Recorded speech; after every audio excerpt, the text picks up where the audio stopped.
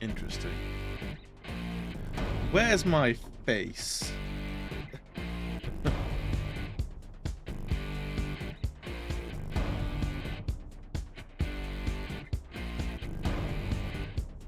There we go. How dare it? Hello. It's now or it's never, and I've got to make my Oh, it's a King Udon. Thank you so much. First to the stream. Not coming for Tea Time's crown, I feel. Tea time? Come in, come in, come in. There I am. How is everybody? Is everybody very yes? Or is everybody pretty no? I'm pretty... Do you ever feel like the days come at you too fast? Ooh. Oh, it's come at me fast today. Hang on, let me do something with my camera real quick. Let's bring that down. Bring this down. Let's try that, shall we? Yeah, I feel more centered there. Asunder, how you doing? How's your week gone? No, I'm gonna look. No, thank you for the look. I always appreciate a look.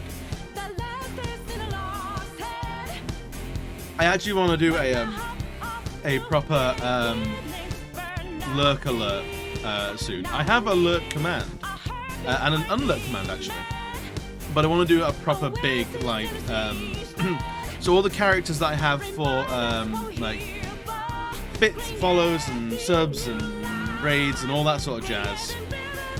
I want to have one of those kind of characters for raids, for lurks and lurks. Vote for Coke with all your channel points, with all your heart. So 20 votes for Conk. The passion. I mean, like, the passion counts. I feel the passion is valid. It's why I keep the channel points and the bits available for any of my polls. So if anyone wants to commit their channel points, or if they want to like. If they want to put their money where their heart is, then they're free to do so. It's absolutely a pay-to-win system. Utopia, welcome in, brother. How you doing? You doing well? How's your week? Friends, you're doing middle. It's nerd. I know, right? Well, it's just it's an old seer. I don't know what I think we're calling her. And she's almost there. We just gotta do some shit and stuff. Oh, hello. Thank you so much. Thank you for 7 months. We're not far off having a stream, baby. Not far at all. Doing good. I cheesed the first tree sentinel. Oh, brilliant. Wait until you find the draconic tree sentinel. Bio. Hello, my sweet. Feeling under the weather, so just occasional toots for today. Oh, dude. Hopefully it's nothing too bad. It's nothing too horrible. Fair enough. I hope whatever it is clears soon. It doesn't. You don't deserve it. It doesn't deserve you. The draconic fuck. Yeah, that guy. That fun stuff. I give you watch time. You give me channel points for Coke. Sounds good to me. Wait, we're talking fizzy brown, right? Not powdered white. It's an important distinction. Right, I need to put a canvas preview reference. And Where do we put where do I put this that it doesn't interfere with me as much as possible? I feel like there is the best. 𝘍𝙍𝙎𝙃, the old 𝘍𝙍𝙎𝙃. Yeah, that stuff. You know, the funny go-go juice. No comment. Well, if you come back in like 20 minutes typing in all caps, we'll know which one it is. So yeah, I learned the fate of some of my favourite NPCs. Yeah, right? No one gets a good ending in Elden Ring or any FromSoft game. It's always a bad time. It's a hard-learned lesson. Is in any FromSoft game, the NPCs meet horrible, horrible ends. But you gotta make it. You gotta enjoy the time while you can. I think one of the only ones that get like a decent to good outcome is 𝘍𝙎 from Dark Souls 1. You have to save him from madness, but you can take him through to the final boss, and I believe that counts as like a good ending for him because he doesn't actually go mad or lose his hope or anything like that. I think that's as close as you can get. But yeah, FromSoft characters, they're doomed. They're all doomed. Just from being FromSoft characters. It's a sad lot. It's a sad lot. Yeah, it depends on which path you want to go. He can be lost to madness and despair, but I feel his canonical ending is you drag him through to the end fight and you save him. I might just leave them nearly completely live. It's honestly the best. Like, get them like annoyingly close to their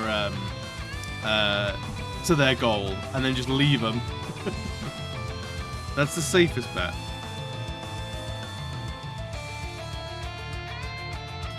I gotta think, where is the shadow coming from this? I've jumped full into shading and not thought about light sources and nothing. Don't tell the other artists that I'm not thinking about stuff properly.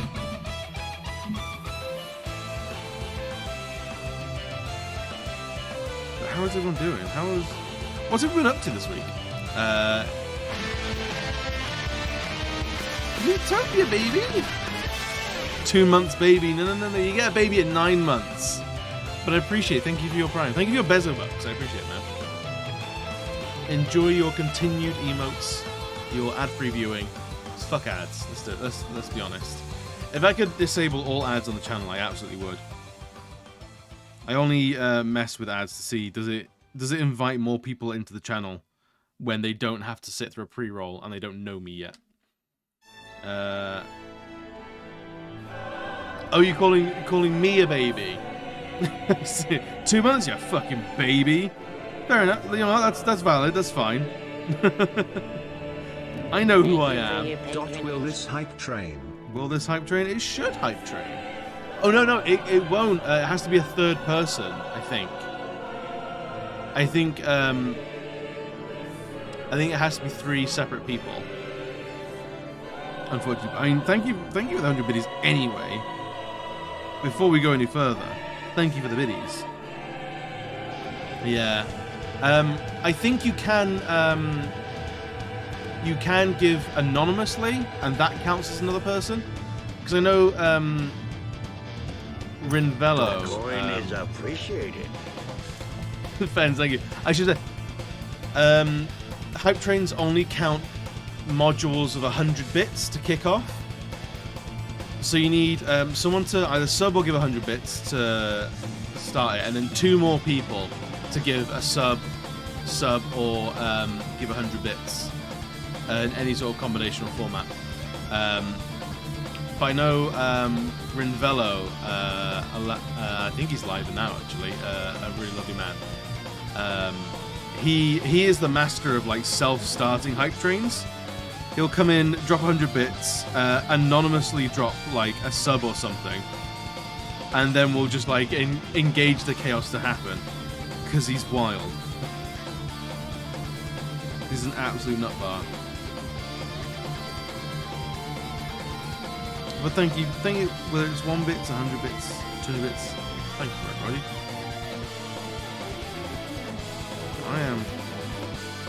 I am floundering with where all this goes.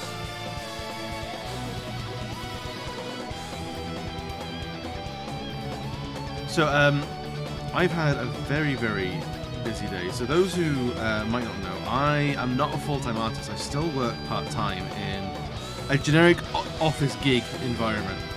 I've spent the day arguing with management about returning from work from home to the office. Because basically, I'm not down for it. The office is dead to me forever. I've had work from home is the good life. I've had a taste of it. Don't take me back. I won't go back quietly. And they're finding out that because I don't care about my job, I'm digging my heels in. I don't care if management like me. I don't care if I'll be passed up promotions or opportunities. So I'm digging my heels in. I'm making no friends. And I recommend everyone else do the same. If anyone's like getting the rough end of the stick at work, complain. Don't stand for it. Because a lot of companies don't know what to do about it. As soon as you start like kicking off, not kicking off, but like saying, "Nah, that doesn't work for me. I'm not going to do that." They have no. The management have no idea what to do because a lot of management isn't trained very well in like personal relations or anything like that. Chuck a hissy fit. When in doubt, chuck a hissy fit. Absolutely. Do you know what?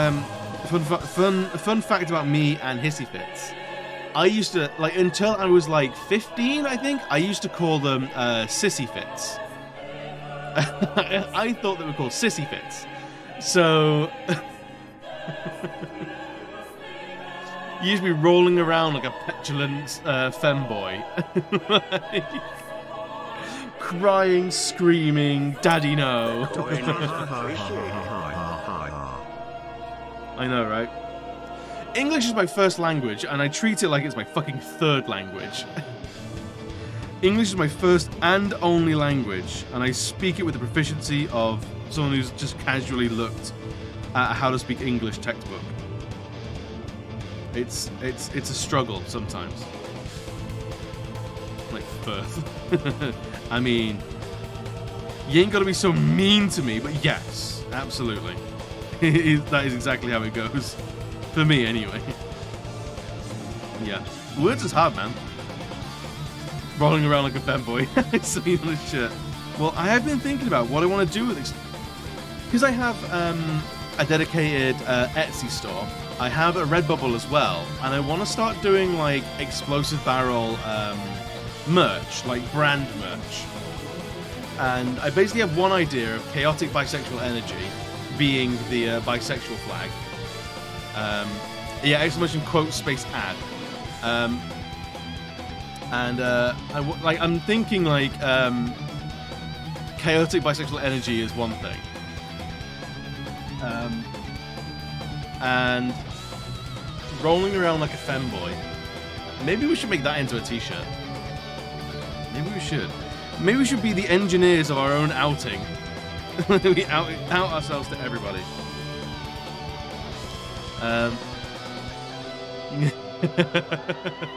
Rolling around like a fanboy. Kia! Fucking 13 months, buddy. That's a whole year or more. You know I love you forever, you know that, right? Like, that's for real and true. Thanks.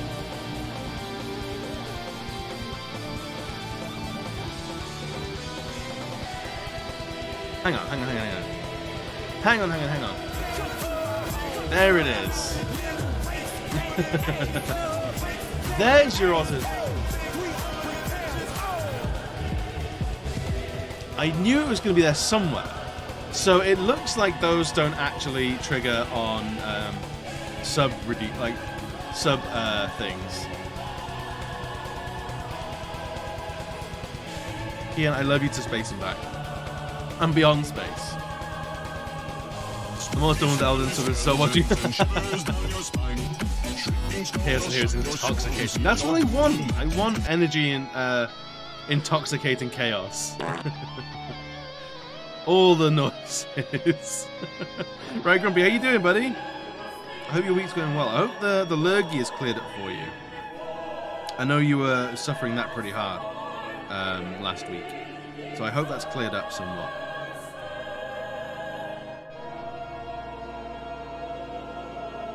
But yeah, we're drawing some more channel alerts because I don't have enough. Clearly, I don't have enough. What was I saying beforehand?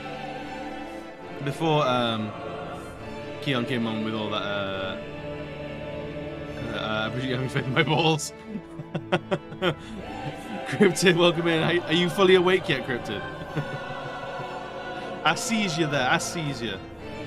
Right, I need chat to be bigger, honestly.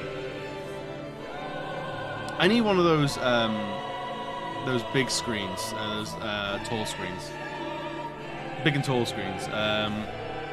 Actually, an hour. As far as I can. Wait, to my dismay, I know. No one asked to be awake. Go back to bed. It's fine. Whatever you have to do today, just don't bother. It's fine. Tell him I said the revolution has begun, and we need everyone nice and well rested. Just noticed the chatty tag, which has been busy. Chatty's been around for a while. There's like 1,000 tags or something like that now. It's crazy. It's mental. Like, I'm curious to like, I try and use them for like channel descriptors of like what generally goes on in here. But I've no idea if people actually use them. I don't know if people like search with them or not, because I don't. I will, at most, I will have a look to see if someone says like ally, LGBTQ+, safe space, or something like that. I'll use that as like a first barrier of like, do I want to jump in this person's stream? Do I first need to be awake a little bit for a little bye, just a little bye. Search for the autistic ADHD disabled text sometimes. Fair. I think that's a completely valid way to surf the Twitchiverse. But yeah, I don't think I search very often for using them. I think I have English as a safe thing, just so if I jump into someone's stream and they're chatting away on if they're chatting away in Spanish or something, then fair enough. But I'm not gonna be able to follow the conversation because I don't speak the language. So I'm gonna wish you all the best, but goodbye. How tall am I? I think I'm like 5'10", 5'11" on a good day. It depends. Am I hunching at the time? I don't know. I think I've measured my height once in my entire adult life, and I wasn't paying attention.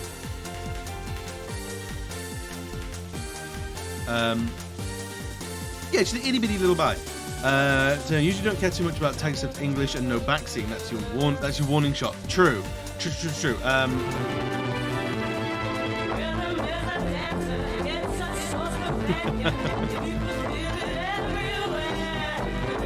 I am that short king your mama warned you about.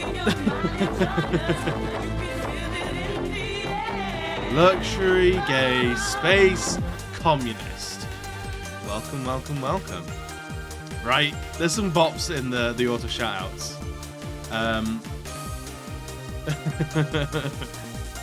Pocket barrel.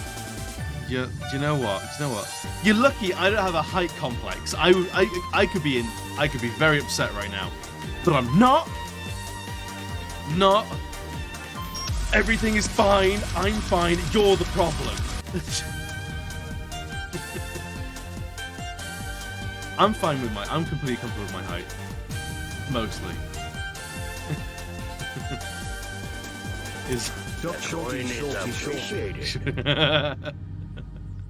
Is that Barony Pugger? You just happy to see me? It could be anything you want, baby boy. Yes, I like 5'10". I feel is fine. 6'4". So most people are short. Fair. No, yeah, in the range of 50 centimeters. What's that? A meter and a half? That's. I have no idea what that is. I actually have no idea what that comes down to. I can't remember. I'm either 5'10" or 5'11". I can't remember. Like, it doesn't. No one really like asks in any sort of like official capacity, so I've never had to give a shit. I'm 6'3", so folks taller than me make me make you oh my.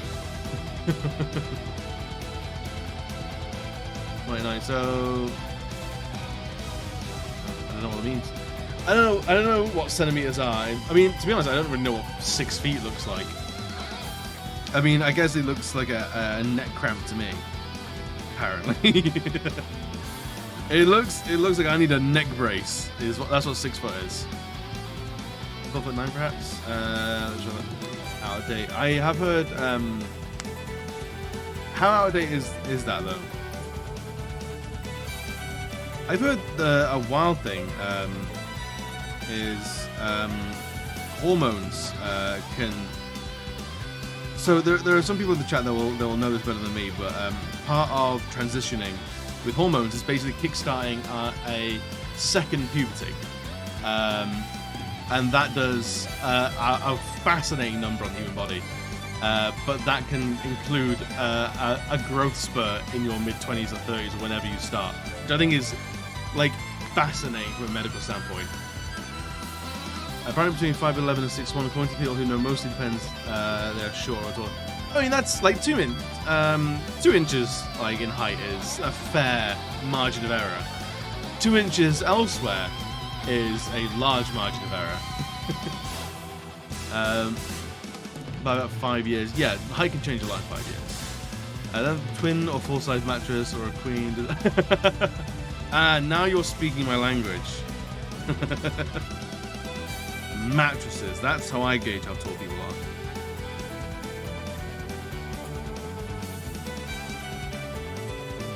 Yeah, I've never needed height. I don't remember myself ever judging someone for their height. So I've never needed to know the height of anyone else. So when people say, like, how tall are you? I'm like, fucking shrug. As tall as I need to be to reach the shelves with the good stuff. And that's about as far as I know. Got a king bed partially because it's too tall for a queen. Fair. No, that's fair. I do think, as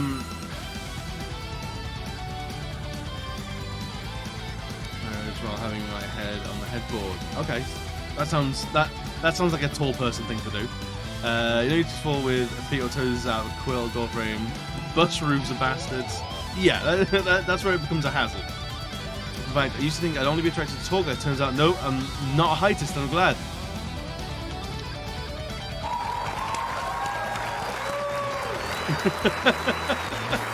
You're growing. You're growing as a person. I'm proud of you. My height standing is less than 4. I'm considering I use a wheelchair a lot of times. It's fair enough. Yeah. How tall are you? Believe me, it doesn't matter. I won't be using all of it. I think that's very valid. First hot tub, hot lover was a short dude, but a rugby player. So he a thick boy. All right, I can get on board with that. I stand a thick boy every now and again.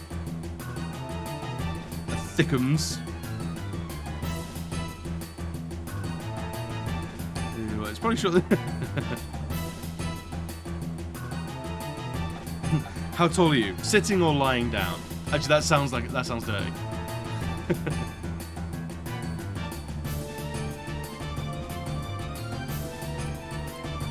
Yeah, I feel like I skirt across any of the whole like the short king stuff, so I'm probably fine. So I guess I make up the height with width. Brilliant. As you should, as a thickums. I wanna be more of a thickums. I feel like I am a 7 out of 10 thickums at the moment. I want to be a 10 out of 10 thickums. Only with squats does that come. A girth king. Yes, Caleb. I want to be that girth king. Talking at all, Caleb. How you doing, sweet boy? How is the life? Is it all agony as to be expected? You're gonna be, and you fucking know. Dude, I honestly, with the maid stream at 1,000 follows, there's a deadline on how thick I want to get, how thick I need to be. Like, I am racing the follow bar to get as thick as possible, so I can fill out that maid outfit real good. You guys, so much to be in the rugby team, some wide doorway and 6 foot, and actually not people away walking into them. Wow. Yeah, I was pushed towards rugby because I am fairly broad. I'm naturally quite broad. I'm not the tallest man in the world, as evident by all the conversations thus far, but I am broad and stocky. I've had a lot of people going like, it's such a shame you're not into sports. I'm like, no, it's such a shame you are into sports. Enough that that's the only value I have to you. Weird, strange people. How much are we doing for progress updates? Maybe like every 100 follows. Every 100 follows, I'll do a progress update. Beat me to death, I'll be okay with it. Oh, Lux, I fucking love having you here. Me and the boys at 2 a.m. looking for beans. Always looking for them beans. I joke, but like my fitness-wise, the goal for the end of the year for me is to be able to crush a watermelon between my thighs, and I don't know. I have no concept of how difficult it is, other than it's quite the fitness flex if you can do it.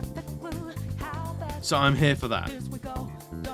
And you missed a bit. Fix it. Which bit do I fix? A bit.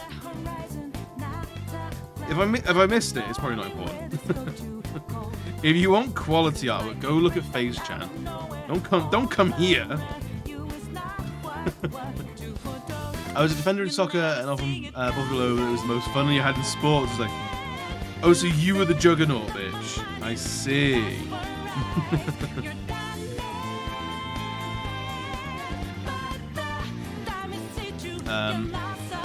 Listen, I like what you like, and I like. It does help. In the one below. Yeah? Where?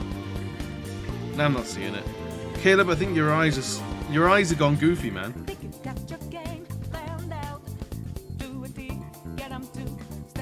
No, that's fluff on my iPad screen. I got it. That's all right then.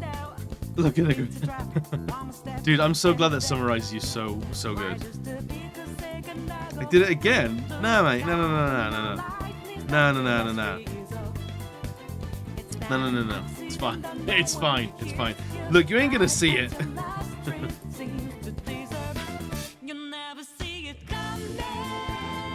I can shoulder check people and boot back up to. I mean, yeah, that's like perfect for sports. Is 364 pounds of force to crush your melon.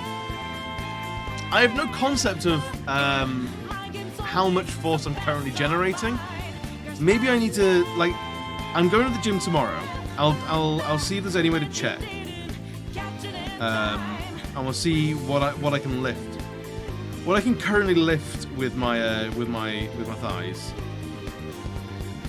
And we'll do the progress check. It's gonna be me looking like I'm birthing something. It's gonna be brutal for anyone else in the gym. But that's a them problem, not a me problem, you know? I'm not the problem here, they are.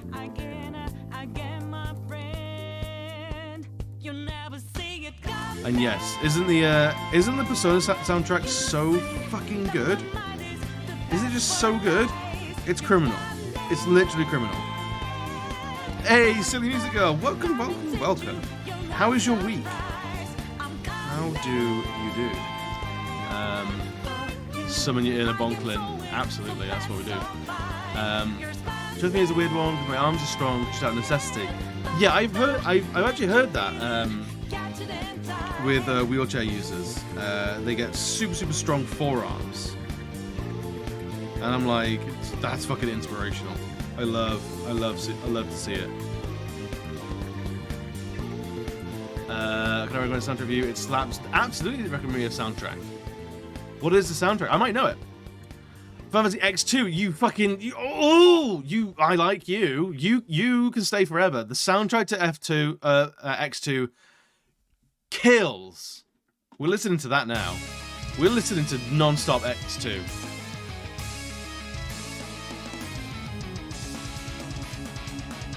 So this, yeah. Which one? We're gonna... 1,000 words.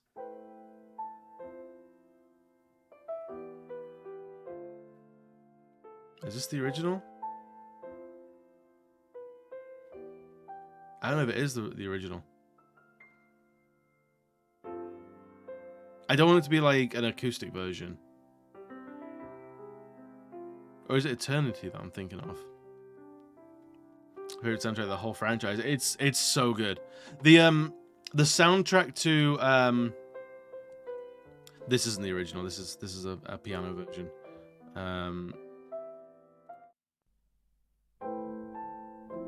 This sounds more like it. Flute and piano duet. No.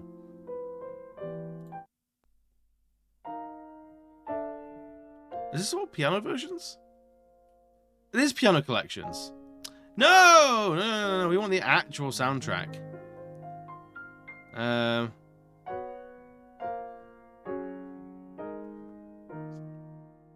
It looks like we might only be able to get the Final Fantasy X soundtrack, which has the X2 soundtrack in it.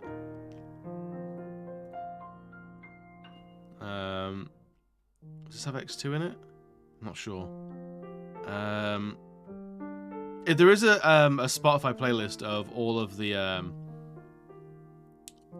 X2 music, then like bring it to me. I need it. Let's do this one.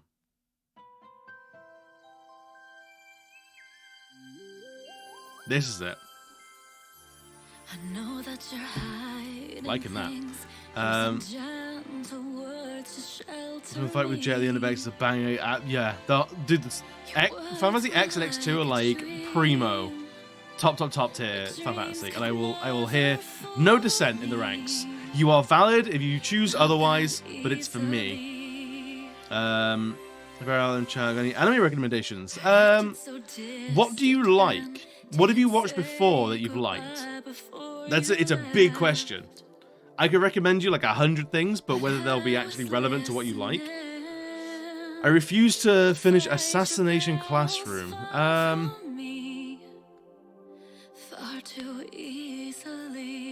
Those two are my favorite. I'll defend those two to the moon back. Yeah.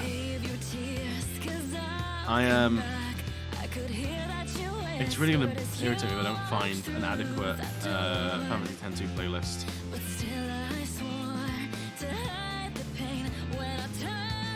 An OST or anything like that.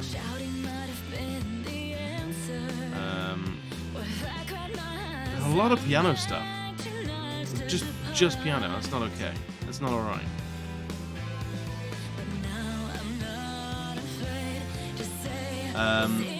Nier Automata is very, very good. Nier Automata is very good. Anything doesn't exist if I don't watch it. It's true. I honestly understand the whole like I don't want to finish this. Everyone I can tell someone's gonna die in the end, and I don't want them to die.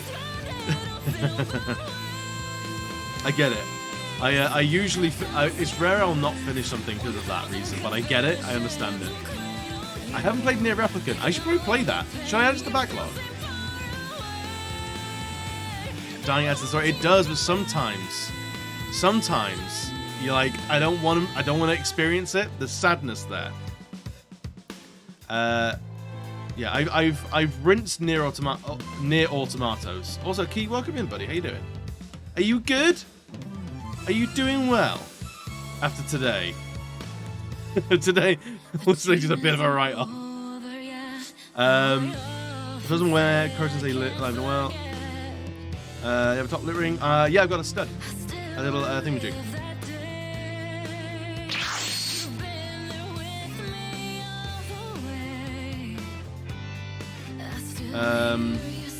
I've seen you before.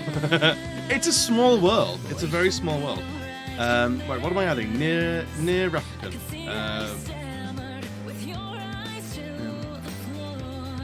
N is after M, isn't it? Words in the alphabet. It's not for me. I'm kind of sad that I've gotten the platinum trophy in Nier Automata, purely because I would have loved to have played that first time on stream, because of I know how much I loved it. Dude, there's so many secrets about me that you never knew. There's so many layers to this guy.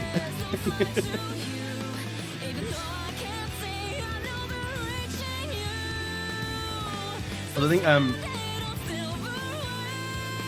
we're just talking about the X2 soundtrack key, and I'm fucking like how good it is, and how much the title songs absolutely slap.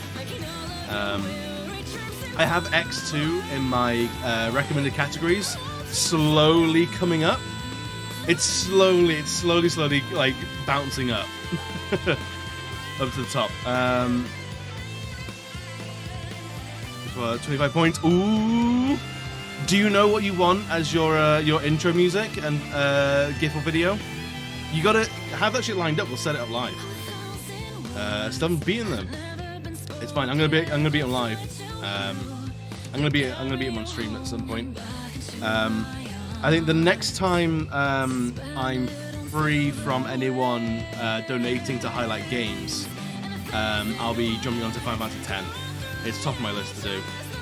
Trying to think of it. And it could be anything. Like, you've seen what other people have. Like a game you like, a sound you like, or anything like that.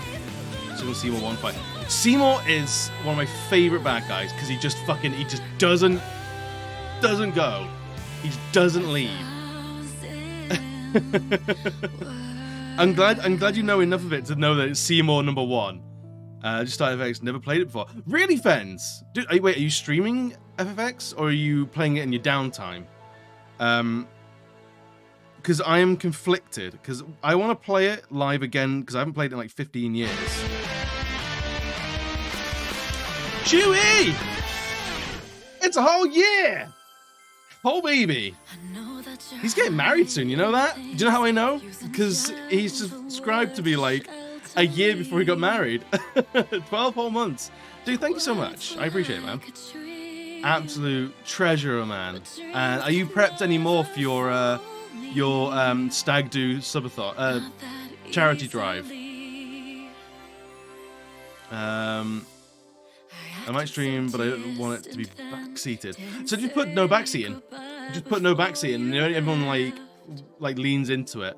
Then you can go. Let me figure this out. Let me do this. You don't got. We're all here to enjoy the struggle. I've not had too many bad instances of people backseating.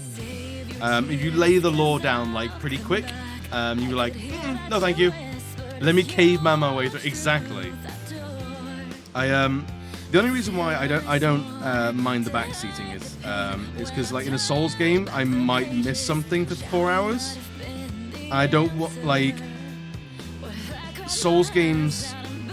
Souls games weirdly get better the more spoilers you have. Weirdly enough, like the more you know what you're doing, the better the experience in a weird way. It's why those games have such long legs, and why so many people replay those games again and again and again and again.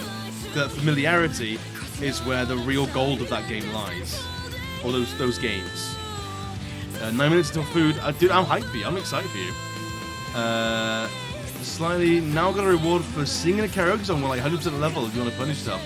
Absolutely. Maximum volume. Maximum volume. Can you imagine anyone muting that? I can't. Fucking hell. That scared the shit out of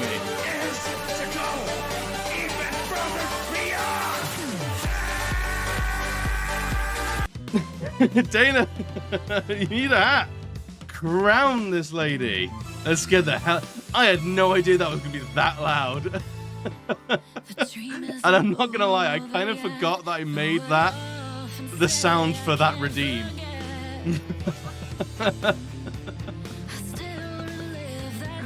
Good lord.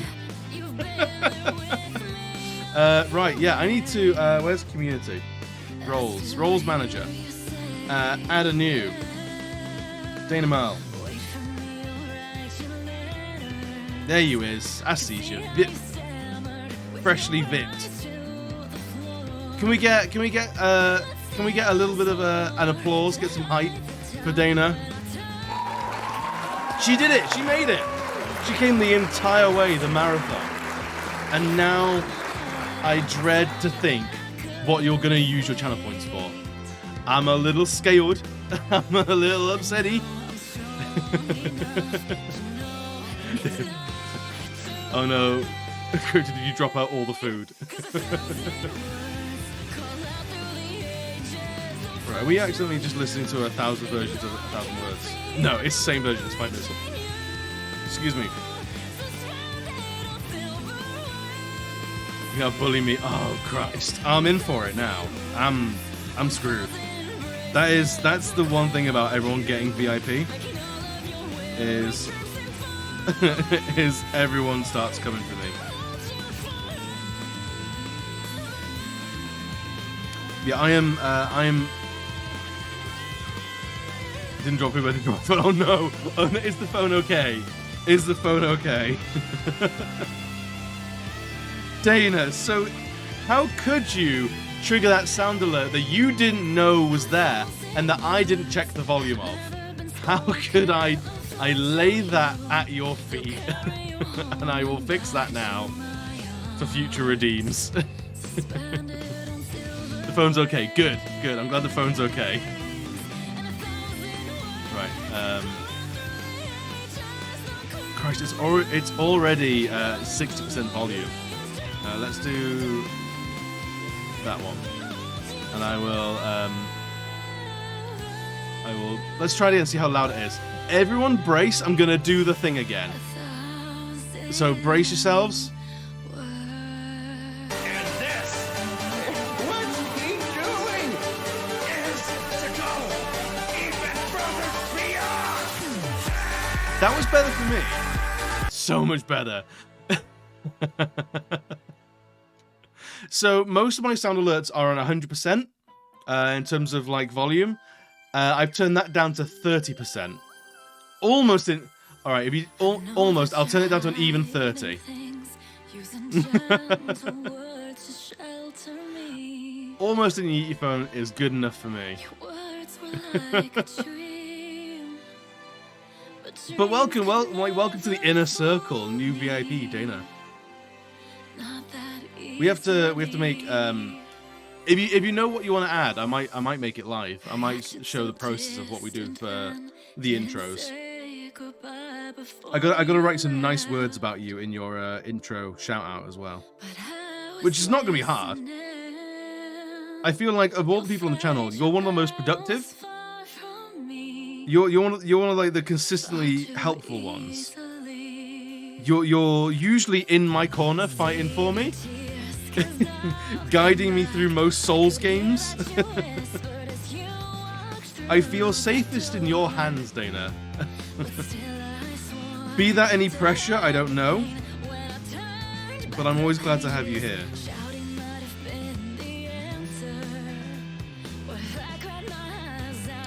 What should I have to eat? Ooh, what are the options? Give us 3 options. Ooh, 4K away from Cryptid. I know you have a little anxiety away from redeeming things. But if you want to give me a poke when it's time, if you want me to do like BRB or something like that, then just let me know.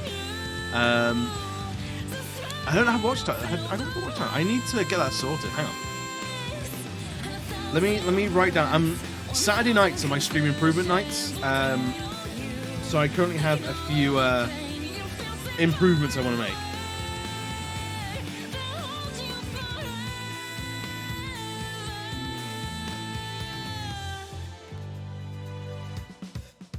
I'll do my best on Saturday night to install watch time and follow age, like the usual, like two like long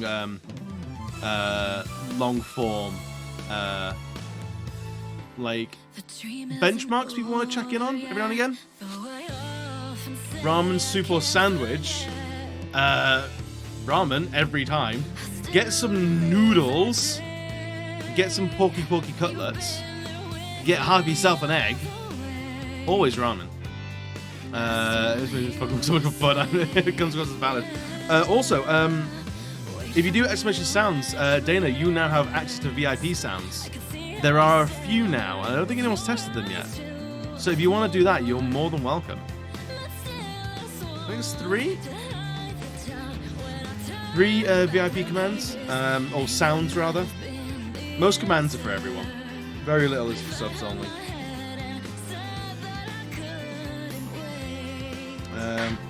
Thank you so much, best friend. I love that. That's a loud one. That one. It is.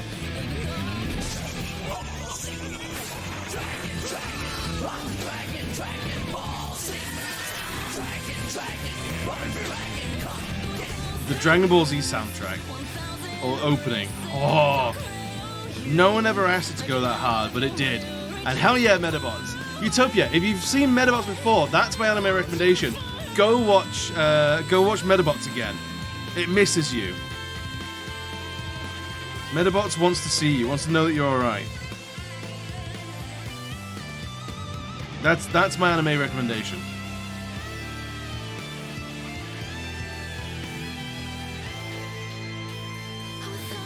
Rock the Dragon. Rock the Dragon was such a good tune. Like, I like the original Dragon Ball soundtrack. The dum dum dum dum cha digga dum dum dum. It's good. It's fun. It's full of like whimsy, but it's not early 2000s edgelord nonsense. Rock the Dragon. Then we're on to original Dragon Ball. I kind of think I like Dragon Ball more than Dragon Ball Z. Dragon Ball Z is iconic because of my childhood. Going back to it, it's rough because it's very, very badly padded. The amount of screaming is justified for all the memes. But original Dragon Ball with like little baby Goku, it's really fucking good. It's genuine. It still holds up as well. Me and my partner and I rather, watched it. Not last year, year before last. And it was their first time watching any Dragon Ball ever. And the transition between Dragon Ball and Dragon Ball, we were watching Dragon Ball Kai, they couldn't do it. Dragon Ball Kai is such a different pace that it's just not the same. But yeah, best of friendo, Medabots. Medabots I might take down a hot percentage. Maybe like 69%. Because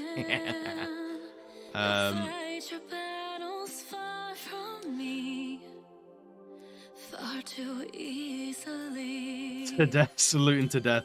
Ooh, I think actually changing the salute to that is better. But I would be worried that comes across, if it's used by itself, as a little bit of a certain unsavory salute. Is my concern there.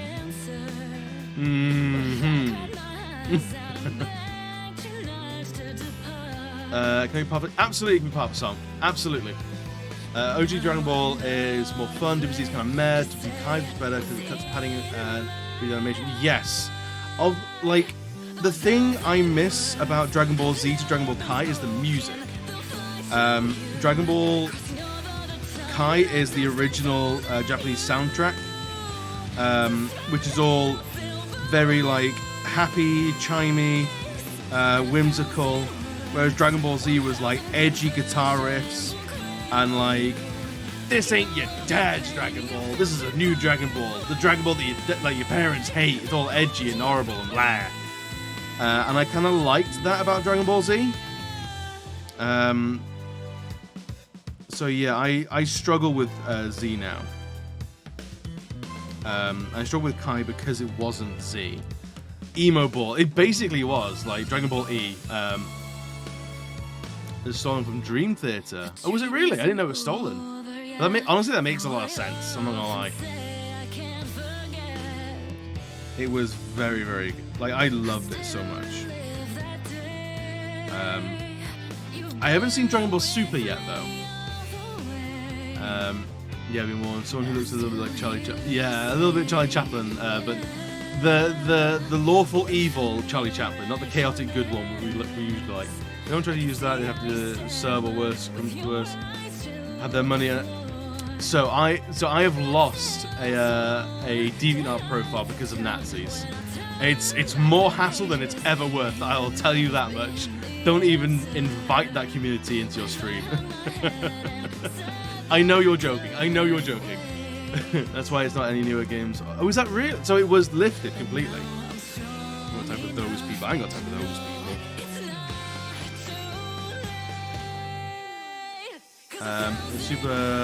Super is up and down, but I think it's okay.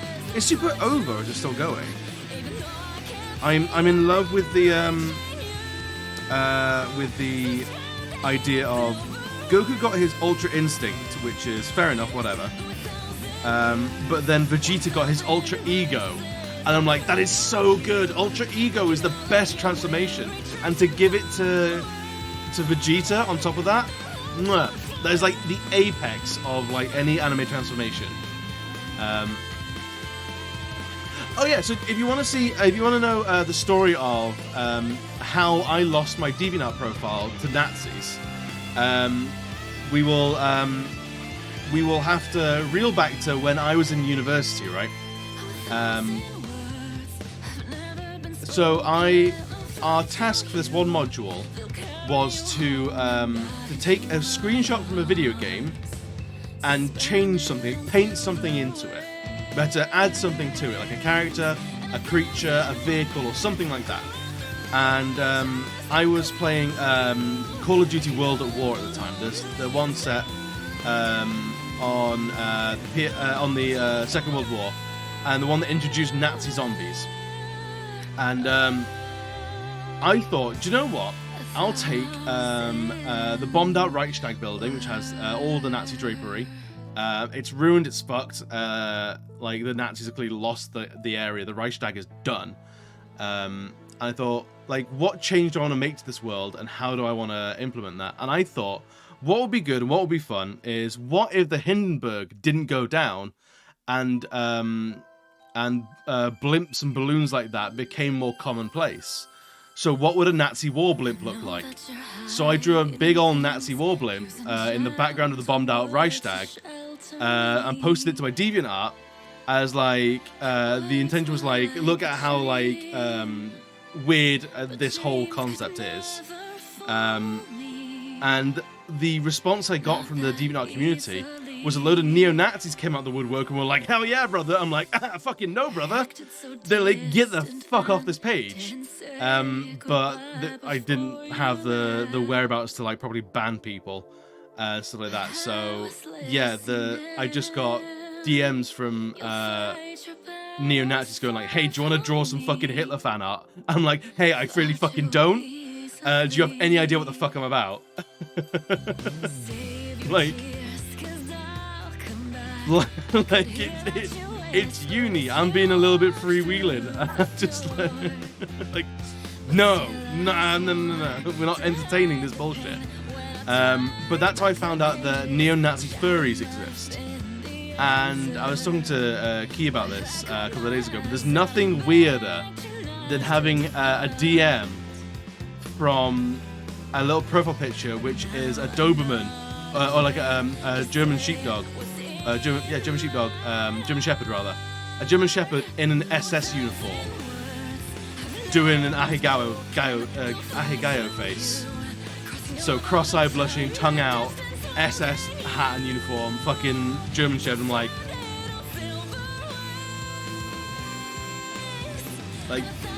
no, we're not doing that.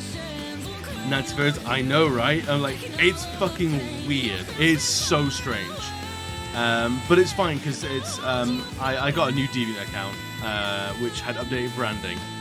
It's like, yeah, it's gonna be a no from me, dog. How do we get it, dude? I was just telling the story of how I lost my DeviantArt to Nazis. And yeah, rather than like ban everyone and like try and like separate myself, I just abandoned it. I was like, do you know what? Sod this. New email account, new DeviantArt account. I'm outie. You guys can just have this corner. Get out. Get fucked. And yeah, so yeah. If you want to make any sort of artwork with any sort of like this, like where you feel like I'm gonna make a historical comment on this, yeah, don't bother. It's not worth the fucking hassle. And I hope the people in the stream that know me, or have known me for more than a couple of seconds, know that I'm not one to purposely seek out that sort of community and like make connections there. But I sure as fuck will stumble into it. Like, like,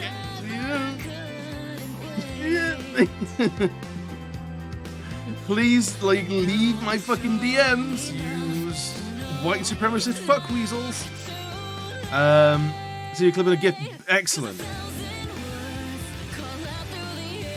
Wicked. Let's have a look. Let's have a look and see.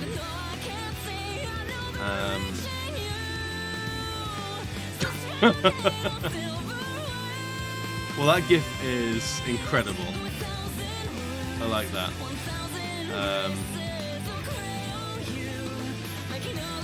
Can I open link? Yeah. Cool. I've downloaded the GIF. That's good. And let's have a look at the. Let's pause that. Nope, not doing adverts. So. Okay. This particular clip. Stop! Come on, adverts.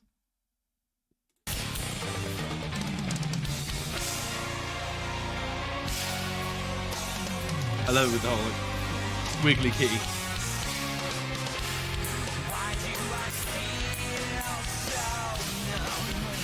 Cool, we can do that. Let's copy that. Let's do this live, shall we? Let's absolutely do this live. Video downloader. Week. Paste link. But every bit of drumming is from my favorite drummer. Ah, I see. I get you. Just the audio, please. Browse.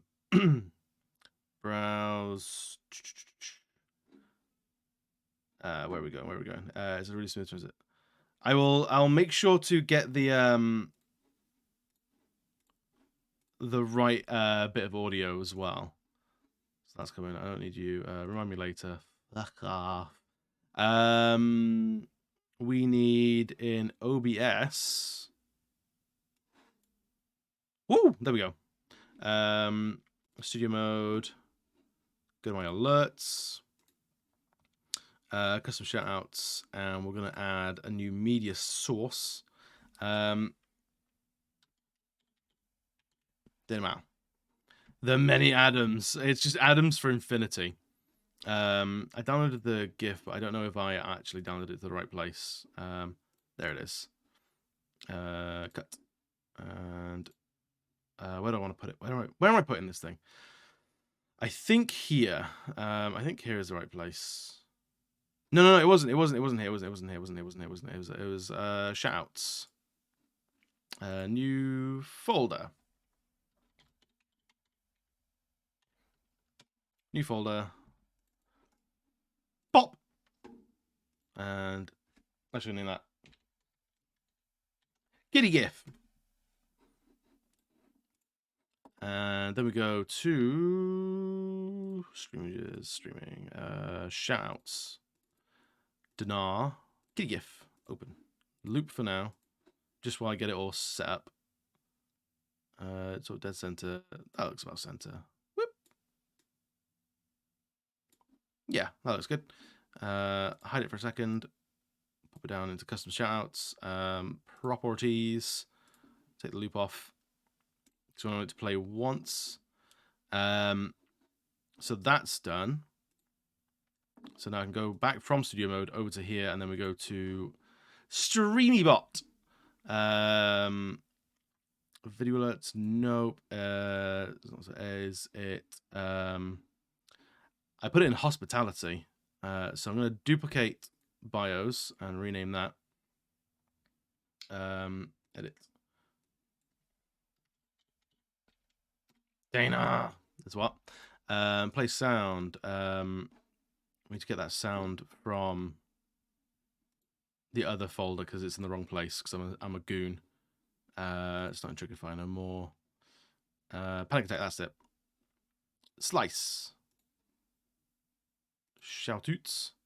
Let's put some tunes in first. Paste. Actually, we need to cut that bit out, don't we? Let me do that real quick.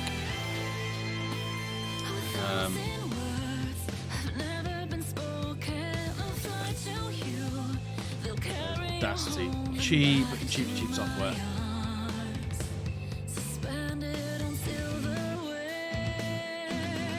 There we go. Maybe I have to go up here now.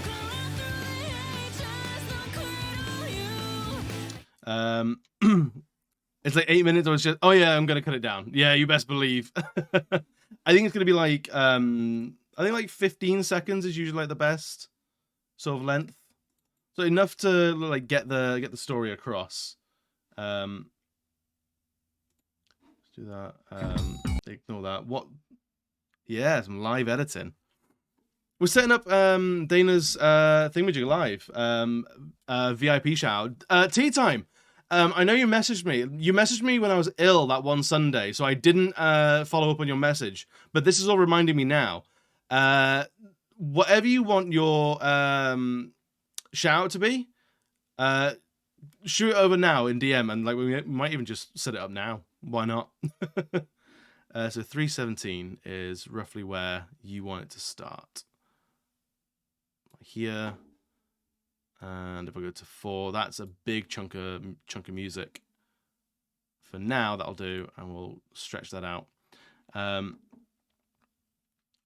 remembered the better version of it later in the song. Give me a second to find the time code. Oh yeah, absolutely, do it. You don't have to do it now if it's too much of a panic. If it's too much for what your evening was going to be, by all means, leave it out. You're fine. No worries. It's just I'm a scatty-brained idiot. So I'm going to control Z. Oh, no. What have I done? What have I done? That's fine. Because, yeah, like a 15-second cut of this will probably be best. I'll wait for you to get the time code for the bit of it. We need to write something real nice about Dana, though, in the shout-out. While doing that, I will do visibility source. Dana, make it visible. Wait a few seconds. And then Dana, make that hidden. And Dana. So we need to do another actual little blurb about our lovely, lovely Dana. I'd summarize what I want to say about Dana. What I want to promote and highlight about Dana. I'll do that for now. 650. Okay, so that's very close to the end of the song. The better bit you absolutely love. Okay, let's do that. Definitely. Let's go to 630.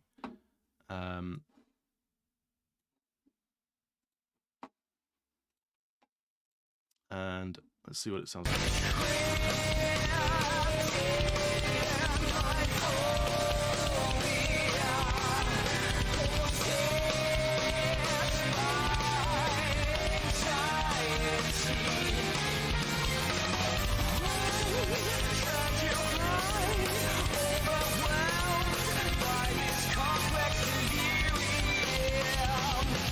bit? It's gotta be this bit, right?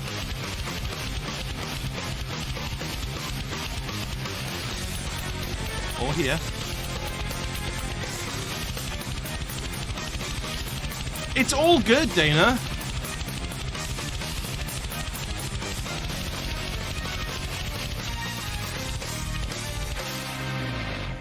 Okay. So we take it to like here.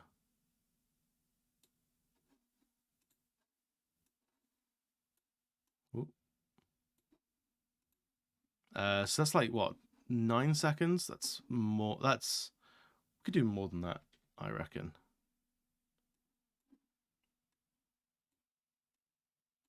See where this comes in.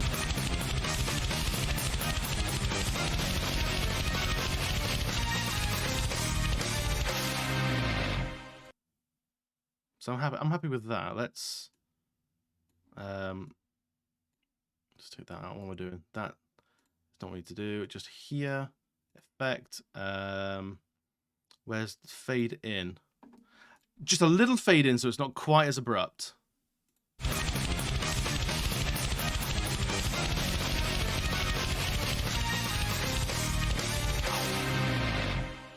Bet. All right, export. I'm assuming that that's good, Dana. That's the correct bit. If it's not, tell me, and I will change it. Obviously.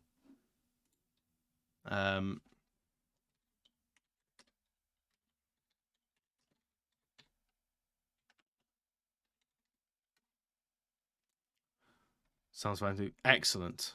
Perfect. Nope. I never saved the project. Are you kidding me? All right, so what are we doing here? We are doing the shout out of Dana short. All right. Right, what do we want to do? What do we want to say to Dana?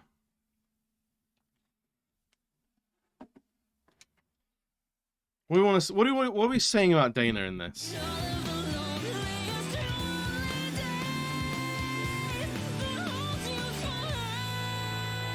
Jeez.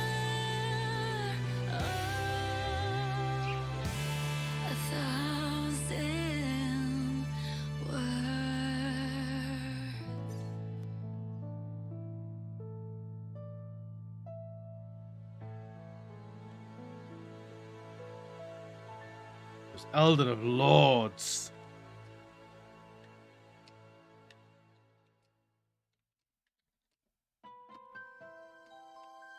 Don't kneel in her grace, kneel before. I know that you're hiding things, using gentle words to shelter me.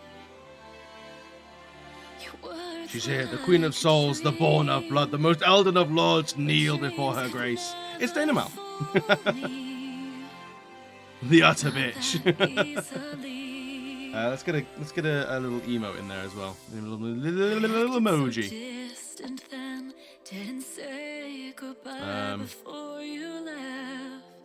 You like drums. Bongo bongo. You'll fight your battles far from me, far too easily. Save your tears, 'cause I'll come back. I could hear that you now, if I... Oh, let's me on first chat. Duplicate action.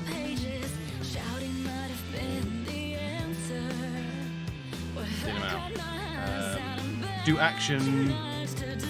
Where is Dana? There it is. There it is. So now, Dana, if you say something, it might play. I might actually redo events. Yeah, so I had to reset it. So if you do it now, it should do something.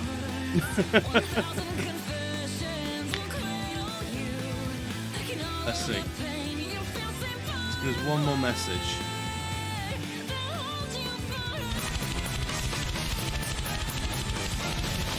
I might.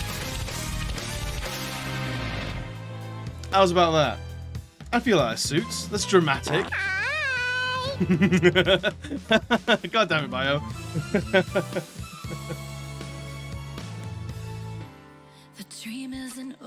I'm gonna set the cat to loop, so that'll play for the whole 8 seconds that the sound is playing. I think that's a good shout. Yeah, loop, definitely gonna loop the cat. So I'm gonna do that now. You guys can look at artwork and junk.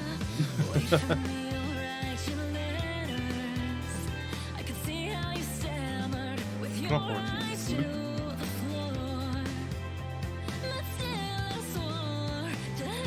Cool. We did it! Custom shout out complete. How's about that? It wasn't so painful. They're pretty easy to do. And the channel lore grows ever deeper.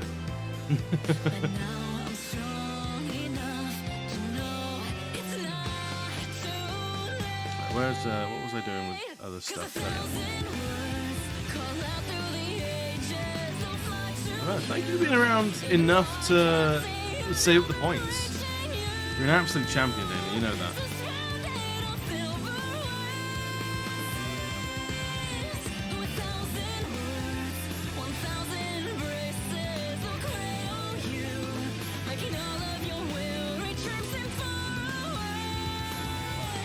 But yeah, I think I need to change the song.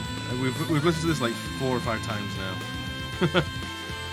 With watch time command apply retroactively, I think it should do retroactively because Twitch does record all of that stuff natively.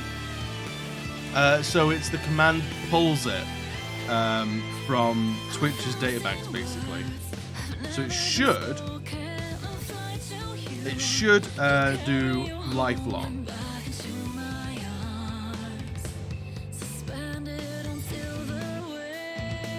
Should do. Although it may give it depends on how I do it. Enjoy that on the Souls human while I'm playing Bloodborne and Beyond. Really? I mean, yeah, it's 3 out of 7 is. Have you not played Dark Souls 3? I thought you'd played Dark Souls 3. I'm not sure. I might be misremembering though.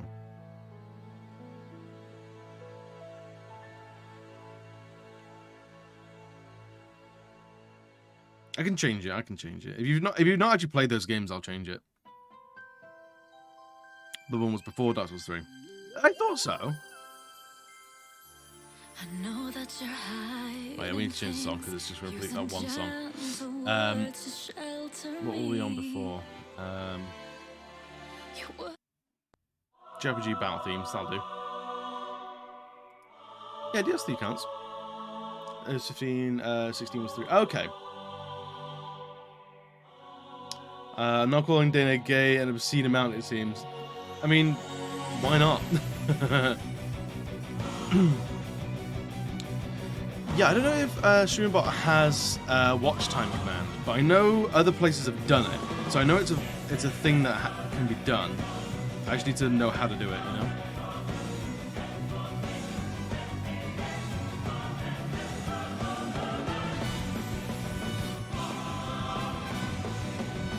But I've actually liked making my Saturday evenings a stream upgrade session. I think it's helped me achieve targets on like stream function stuff way better than I've ever had before.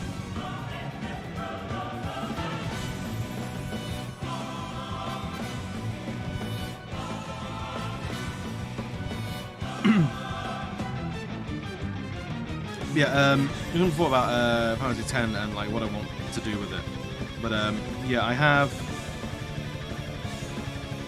So I don't know if everyone's familiar with how I run, or how I'm running how next games are chosen.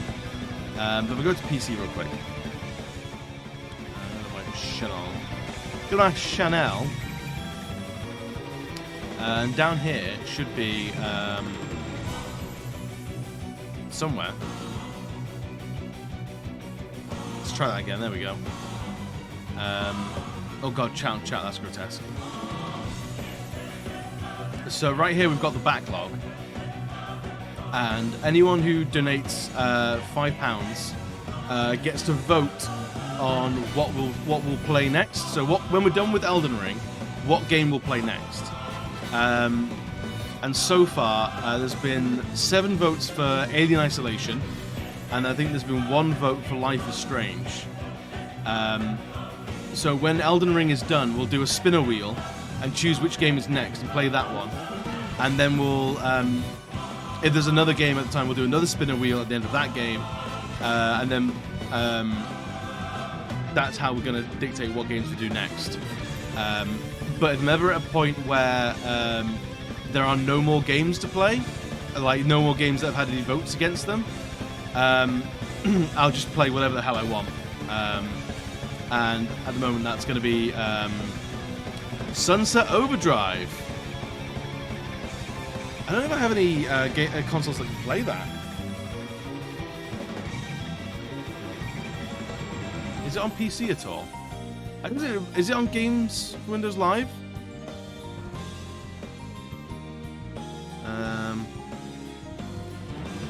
Windows. Okay, I potentially could. It's one that I wasn't already enthusiastic about. Chewie, do you have 10,000 points by any stretch to add a game? If you want to add a game to my backlog, no questions asked. It's there. There's an opportunity. I saw it. It seems like it's got a good vibe about it, but it's, I don't know. It's I wonder how it's aged. Because I remember it came out like when the Xbox One came out, wasn't it? And it's kind of like Borderlands sense in like a, wow, so fucking crazy, wacky, woo! And like, I'm down for that. But my attention span is usually quite short with those games. But I've heard some very good things about it. Played it last year, it holds up. Oh, cool. All right. Because yeah, it's a soft drink company turns everyone into zombies or something like that, or like monsters. Oh yeah, it was the same. It was an Insomniac game. Yes, a lot of this went into the Spider-Man games. That's where I'm placing it in like my own sort of like video game history.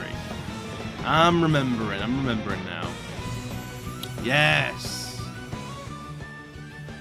Yeah, if you put your channel points where your mouth is, or where your recommendation is rather, put your channel points where your recommendation is, and it'll go on the list, no questions asked.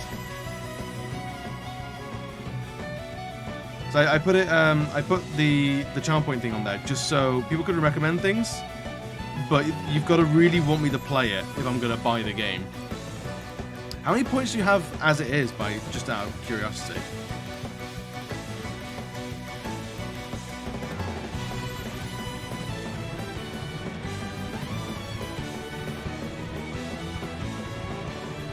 I don't know if it's...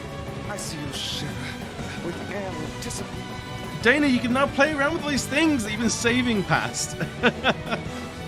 I'm so happy. True freedom is now yours.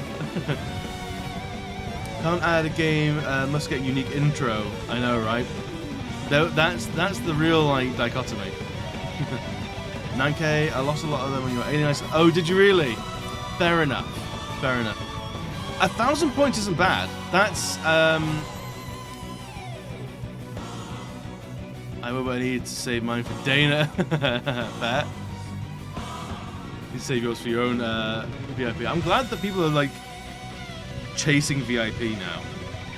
I've been part like the background stuff that I guess I don't talk about too much on this channel, and like part of my thing with thank you, Griffin. You set yourself back. Oh no. Is I think a lot about the stuff that Twitch gives us to play around with, like how to make channel points worth interacting with, how to make subs worth the most money, how to make bits worth more than just what Twitch gives you. I want to squeeze as much value for money out of like the monetization of Twitch streams, but also channel points as a currency. I want to make them actually worth trying to accumulate. And so far, VIP seems like a good winner.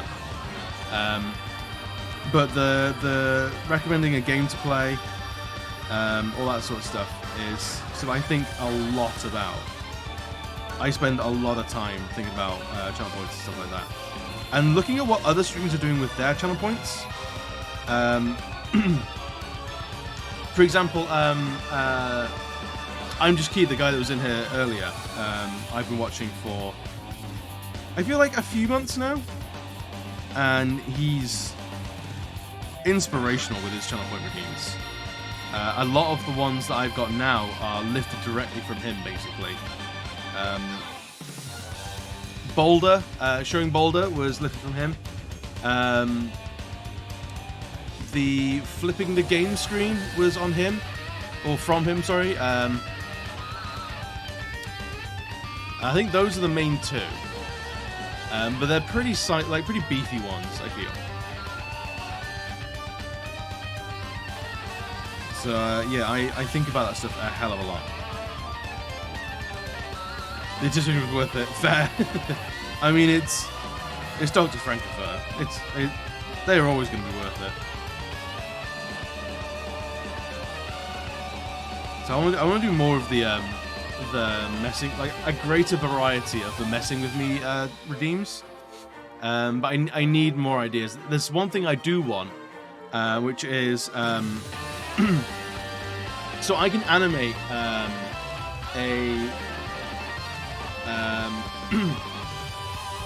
I can animate or set an animation, like a scroll on the game screen, to make it basically just kind of go. So say the canvas is the game screen, I can make it scroll off like this.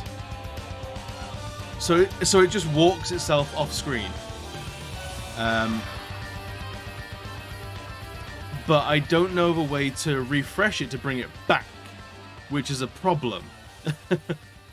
So if I can get it to like walk off screen, that would be hilarious to me. That'd be an endlessly frustrating thing to happen to me.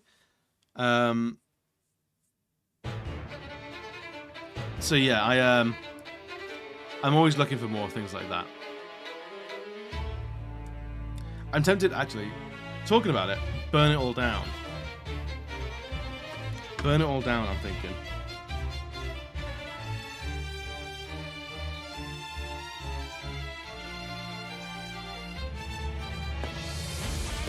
So I can imagine burn it all down, the entire screen would just burn away, so I can't see what's going on for a couple of seconds. That'd be silly. An art question. I might have an art answer. Shoot away, dude. Absolutely, I love answering art questions.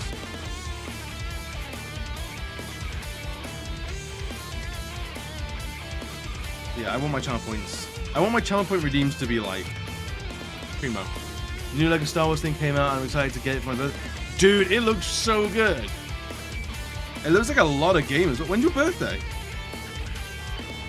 When is your birthday, Dana? It's gotta be soon if you're excited about it.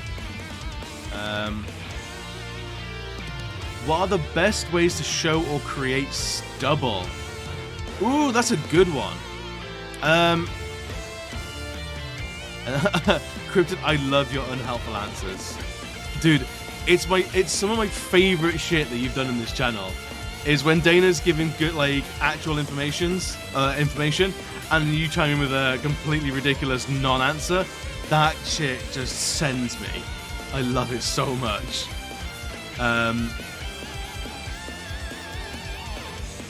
On the 8th to 2 days. Oh, close. If I don't see you before, or live at the very least, happy fucking birthday. Enjoy the Lego. Enjoy the Lego. Hell yeah. Yes, art question. So, there's a couple of ways that you can do stubble. Let's try. So, say for example, you're doing a more painterly thing. do soft blend. Medium hard blend. Let's do a sort of like just a generic white man's skin color. So you got this like this sort of like skin tone here.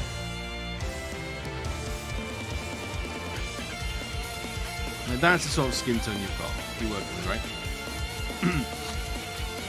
So what you can do is you desaturate it. If you're doing like a painterly thing,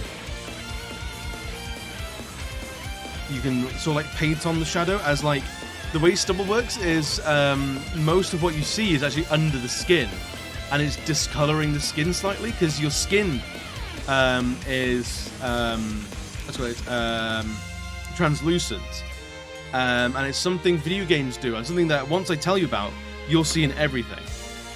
Video games struggle with this, but movies also struggle with it. It's called subsurface scattering. So if you were to, if I go on, just chat for a second. If I take my phone and shine a torch through the skin of my hand, can you see how my skin's too thick? I don't know if you can see it or not. It's too bright. You can see how the light always bends around my skin there. That is the light going through my skin because skin is slightly translucent. And what that means is with stubble, you can actually see the hair follicle even when it's underneath the skin. Especially on white and more Eastern Asian skin tones. Because you've got that lighter skin tone and that darker hair, it shows through the skin. So a good way to, like, if you're doing like a painting rather than like an illustration, if you paint on a little bit of grey, then you start to get the illusion of hair beneath the skin. If you were to do it in a more like illustrative way, for example, like inking, let's do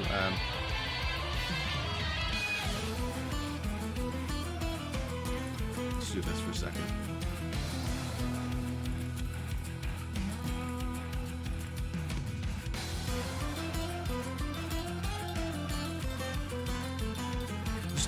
Just cheeky little like face shape.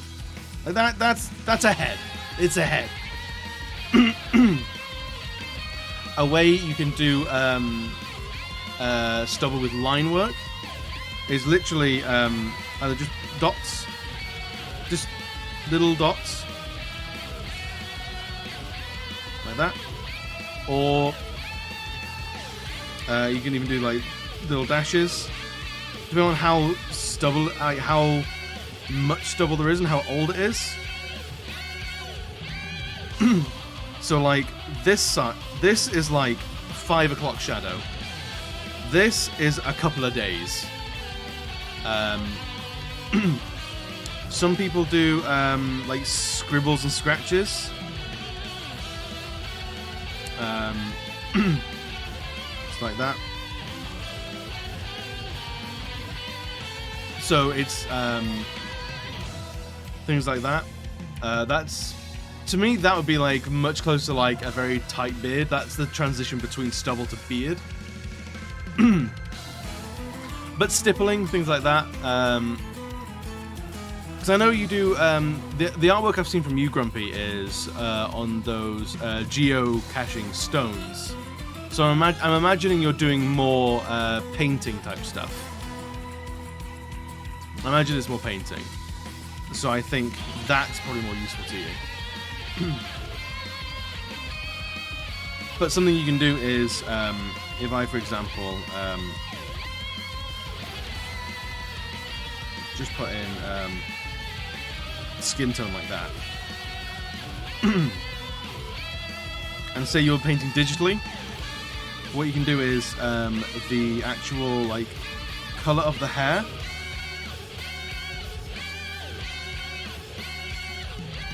Desaturate some and layer it in a little bit.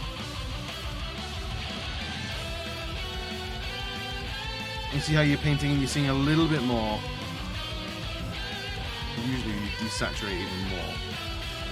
That's where you start to get your stubble area, you know? So the actual hairs don't have to be out and visible. Underneath that first layer of skin, that's all you need. How was that, Grumpy? Was that good? Did that help?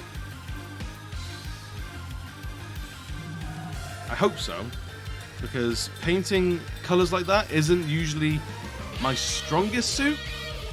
The black and white ink work is, but hopefully I know enough to help you out.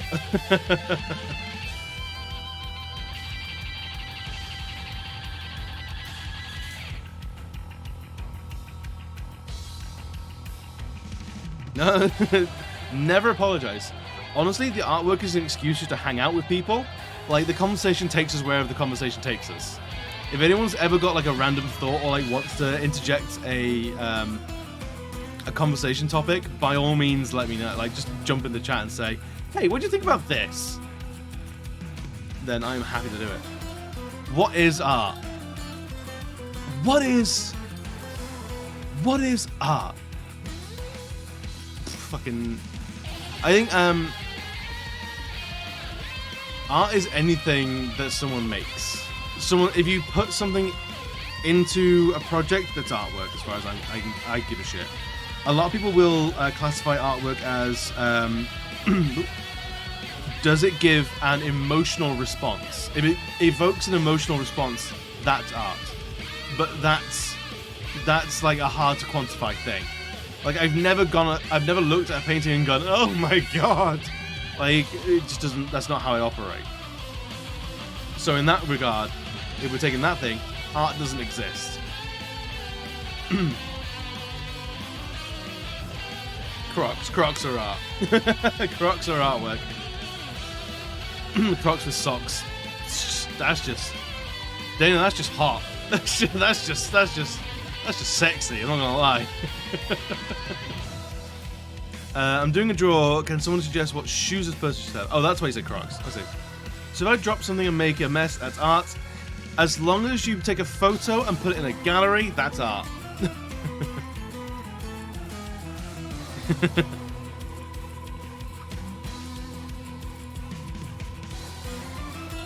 If it lands inside the frame, then sure.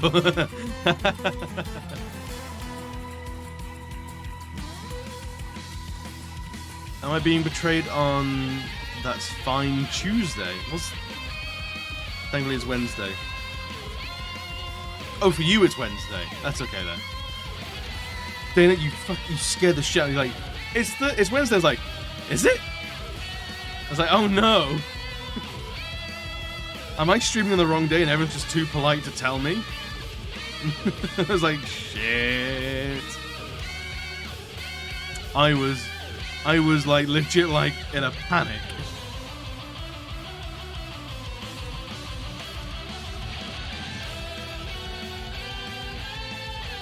Because I'm not gonna lie, the days don't mean much to me anymore.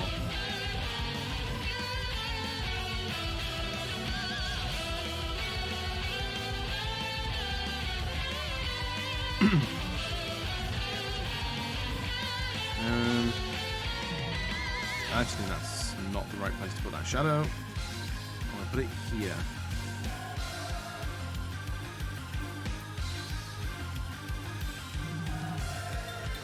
This is the shadow of the leg crossed over.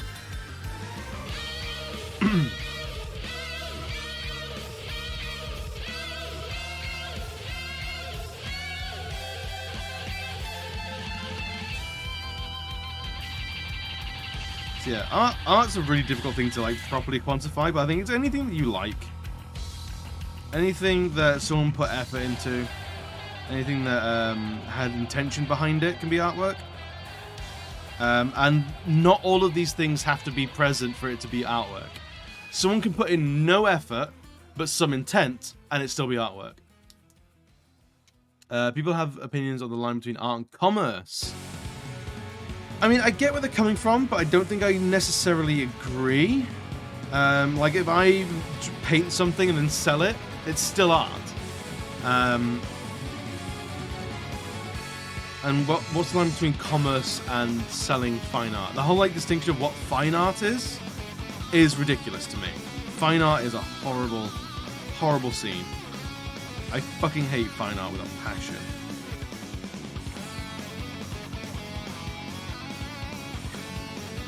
Because there's a bunch of people that will only recognize artwork's quality when the person is dead. And that's incredibly morbid. I haven't got any time for that.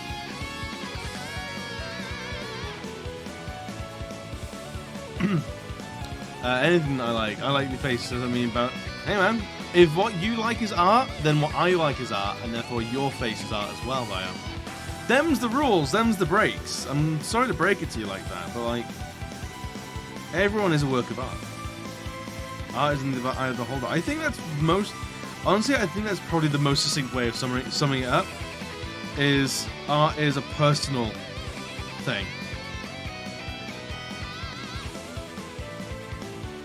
Fens, I think you might have hit it on the head.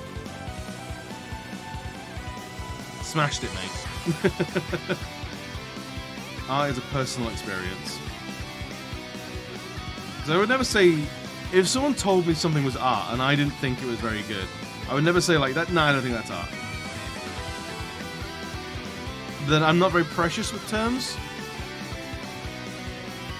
So people can call anything art and I'm not going to get upset or like defensive about it. Like I don't see art as like some sort of like a sacred practice. Like anyone can do it, anyone can be good at it, anyone can be shit at it, and whoever can be good at it or bad at it can change on the day. Who's holding bees? I mean, I trust that person. If someone's holding a lump of bees, I'd trust them. As I bought some of your art as well, I'll protect the bees. Absolutely. Wait, Fence, have you bought my artwork? Did you buy it and did you put an order in Etsy and I didn't realise it was you? Am I that dense?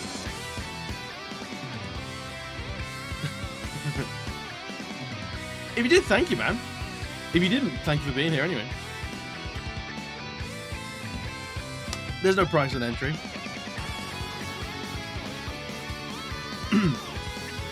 What did you get? If you got to me, what did you get? Yeah, I know. Like, I can go and find your government name and address. Beware. If I'm ever hard up for like someone to live, I'm coming to yours. You know, right? I'm coming around yours.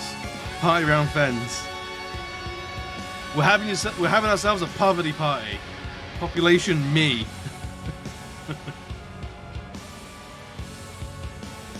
We're gonna drink white lightning and have beans on toast. It's a poverty party, baby.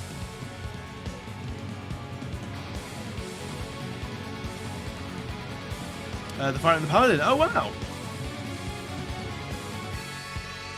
The artwork can suck your left nut specific. I like the specificity. The Paladin of that set, the Paladin is one of my favorite. The Paladin and the Rogue in particular are my favorites. Something about the Paladin just fucking gets me every time. The question I was asked was, should art have worth? And one of the answers was worth financially and worth emotionally, and either correct or incorrect is down to the circumstances that lesson stays in me. Yeah, it's true. It changes based on the needs of the piece and the artist and the situation the artist encountered in. I think art should intrinsically have some sort of monetary value because people should be paid for their work. Whether they're inputting numbers in a big company or corporation, whether they're a baker, whether they're a tailor or a seamstress, whether they're a nurse, whether they're a doctor, a mechanic, an artist, a painter, an illustrator, people should be paid for their endeavors.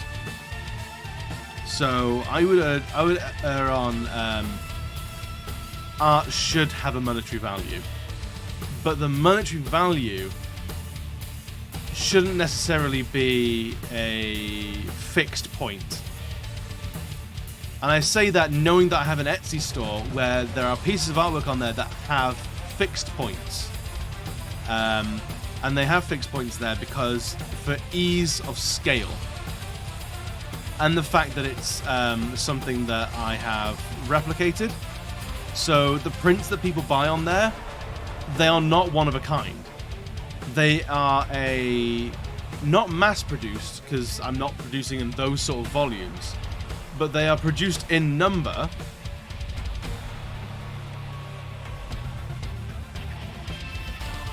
For example, my sticker here, I have ordered a few of them. There is more than one or two that exists. So you are not purchasing this illustration for your personal use in life forevermore. You're buying a copy of it. So it's fair to say that has an intrinsically set value for ease of use, ease of purchase, ease of customer and end user experience. However, if I was to do a big oil painting, and that is the only one that exists, its value, I can value it at what I feel it is worth, and whoever is looking at that piece to buy is within their right entirely to agree or disagree with that price I've set. Because ultimately there is no hard number of X number of brush strokes, X number of colors used. There's no like price per brush stroke. Like, this took me 5,000 brush strokes, so at 50p a brush stroke, that's some maths of money. Or I used 2 tubes of paint to do this, so use of materials, use of my time, that's what it is. That is the ultimate price. It's all what feels right at the time. I just got my first D&D dice. Ooh! Was it pretty dice? There are some very pretty dice around. For reals, for trues. People add worth to items for the sake of intrinsic value. NFTs, diamonds, is it right, is it wrong? Questionable, yeah. NFTs, I don't pretend to know everything about NFTs. But what I do know doesn't rub me the right way. Makes me feel very fucking uncomfortable. And I cannot help but feel that it might be a giant fucking scam. So yeah, NFTs are... I've been asked a lot, do I want to do NFTs? Like, people have offered like, hey, I can make this an NFT for you if you want. I'm like, no. I don't care about my work being exclusive. I want my work to be well known. I want my work to be passed around. I want my artwork to be treated like a $2 prostitute. I want my artwork to be passed around by everybody.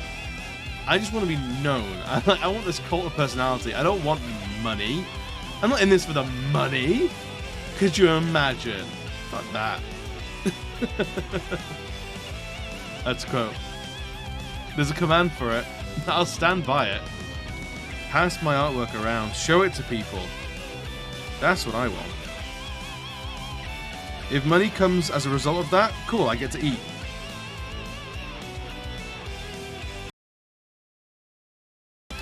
Question.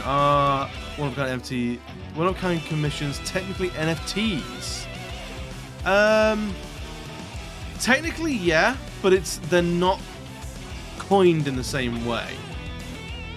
They're not manufactured in the same way. The whole point of an NFT is people are basically stealing artwork and like inflating value of art that may not be worthy of that that price point for the sake of it, for a quick buck.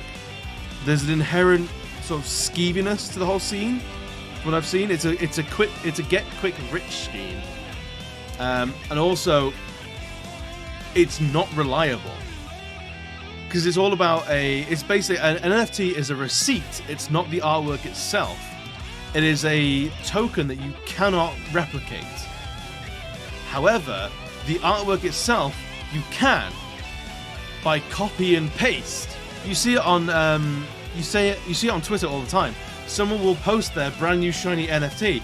someone will just download the PNG of or the JPEG of that piece of artwork, and then reply to it with the same post, and people are like, "No, you're stealing it." It's like, no, they're not.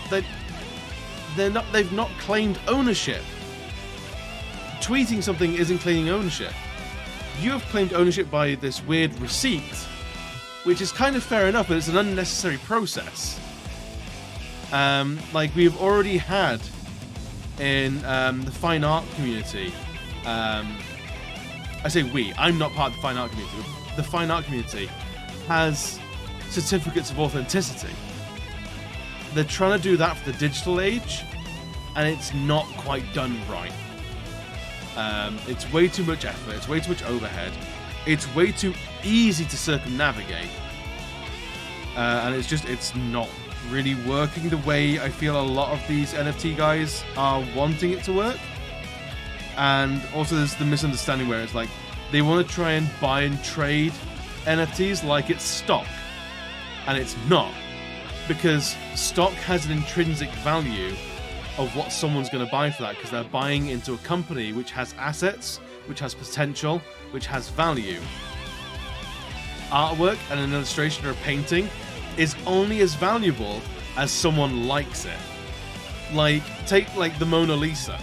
Someone might not like the Mona Lisa and say, I have no value, that gives me no value. If I want to buy that, maybe a $5 to take it off your hands, but I'm not that fussed about it. Whereas someone else might go, I fucking love the Mona Lisa. The Mona Lisa just hits me right.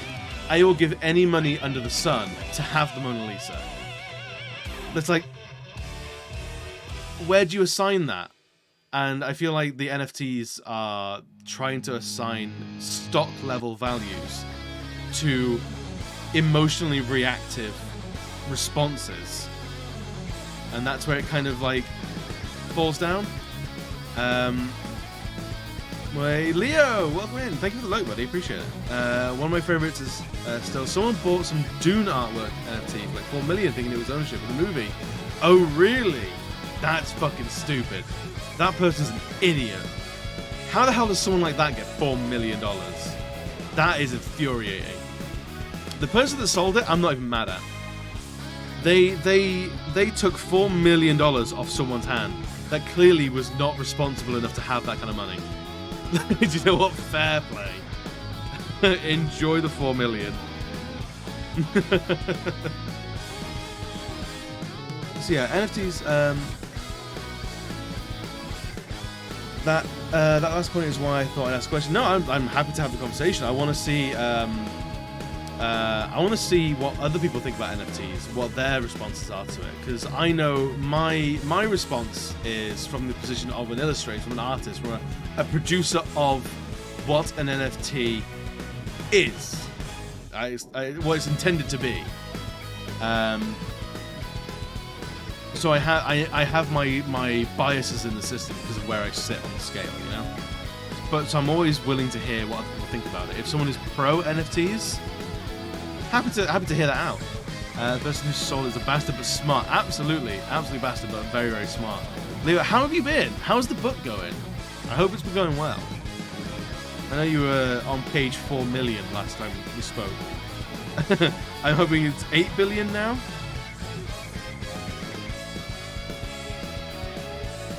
But yeah, NFTs, I feel like I don't know enough to trust them.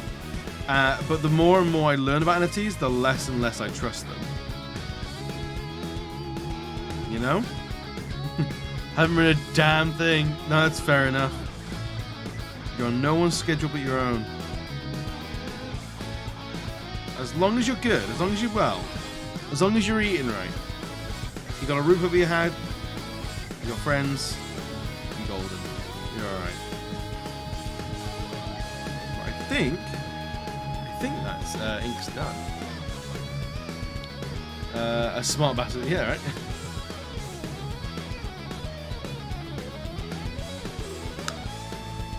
I do think overwhelmed when I was taking care of competition, taking care of myself for 2 years. That sounds very fucking taxing. Very fucking taxing. Well, as long as I don't know what capacity you're caring for this person, whether it's a family member, a friend, if it's basically a client. If I don't know if you're a nurse or a carer of some description. It's your dad. Yeah, that's fucking horrible. That's a horrible situation to be in. It's okay to be overwhelmed in that sort of situation. It's valid. But it's also okay to take some time for yourself. Let's see, a barrel mock NFTs, just Scullies. So you say Scullies. That reminds me of Dunnies.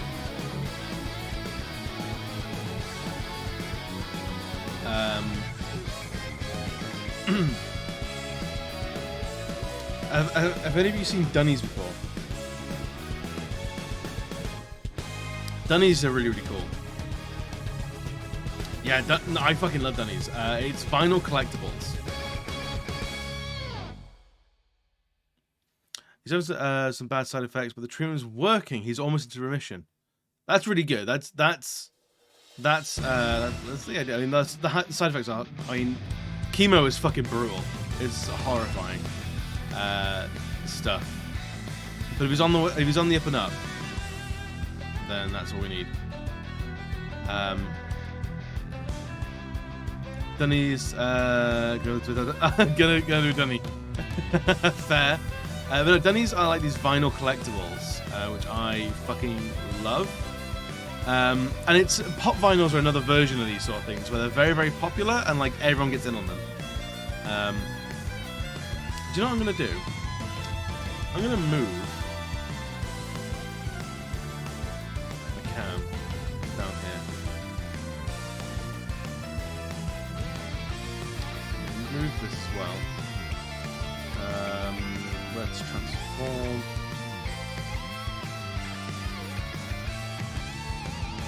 And then chat can go. No. And event log will go down. No. I feel like that is better.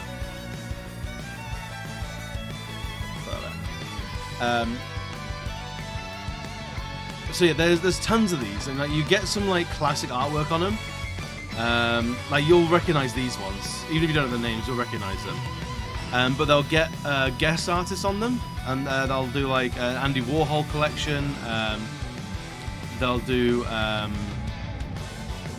like historical ones. Like look at this shit, I fucking love it. I would love to do something like this of my own. Like if I ever got a 3D printer, I'd make things like this. There's a city cryptid dunny. There's loads of them. That's it. The website's Kid Robot. Kid Robot's the company that makes this kind of stuff, and they're real cool. See if there's anyone I recognise.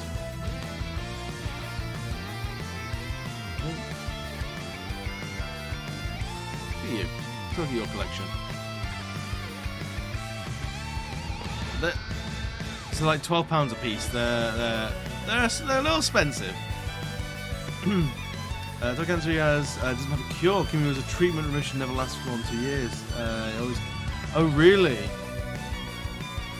It's just heartbreaking to see him cry. Oh dude, that's brutal, man. My heart goes out.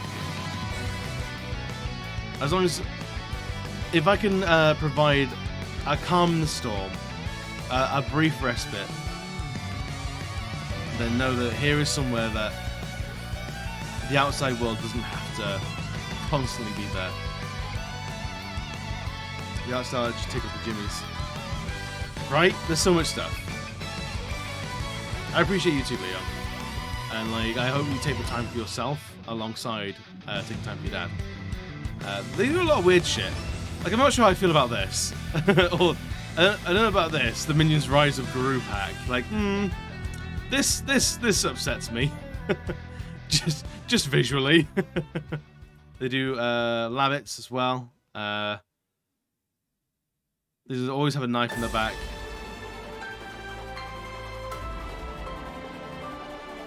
They go for a lot. Like, that's like just over, like, it's $1,200.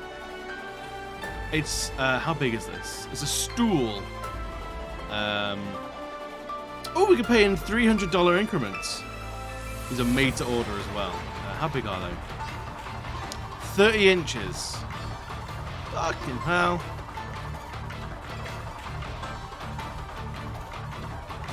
Yeah, these are brutal. Huge things. Thank you, darling. Dr. Alexander Knox! Oh, come in, bud. How you doing? Oh, you're gorgeous. You know that, right? Got home in a couple of weeks. It's been about a month. Hey, man. Take the time. Take the time. What is this one? And I can see why this is sold out. This one's adorable. I love it.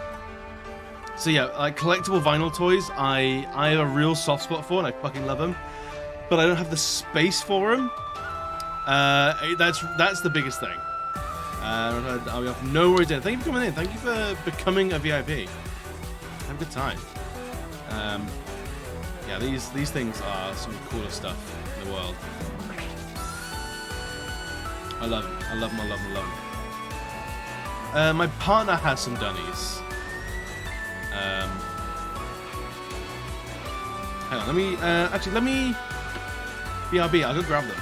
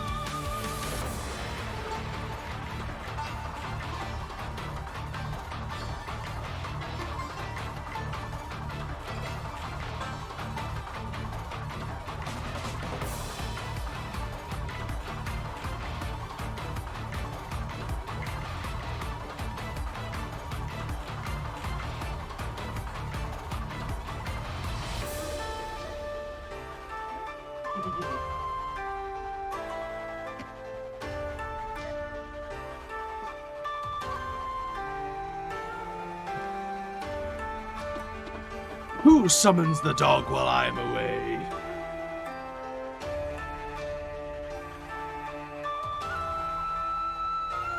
Right, so. Oh no, it's this one. So these are all my partners.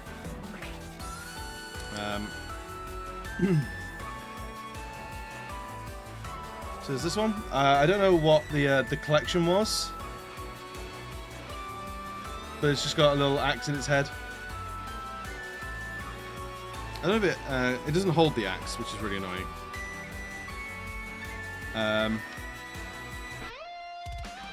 They got one of the Andy Warhol ones as well. So they've got that sort of like pop vinyl vibe, but I feel like they do a little bit more than pop vinyls. They're a little more creative. It's not just like here's the cast of this TV show or this movie. It's more like artist's take, stuff like that. It was a Halloween collection. It also has a teapot. Wait, what?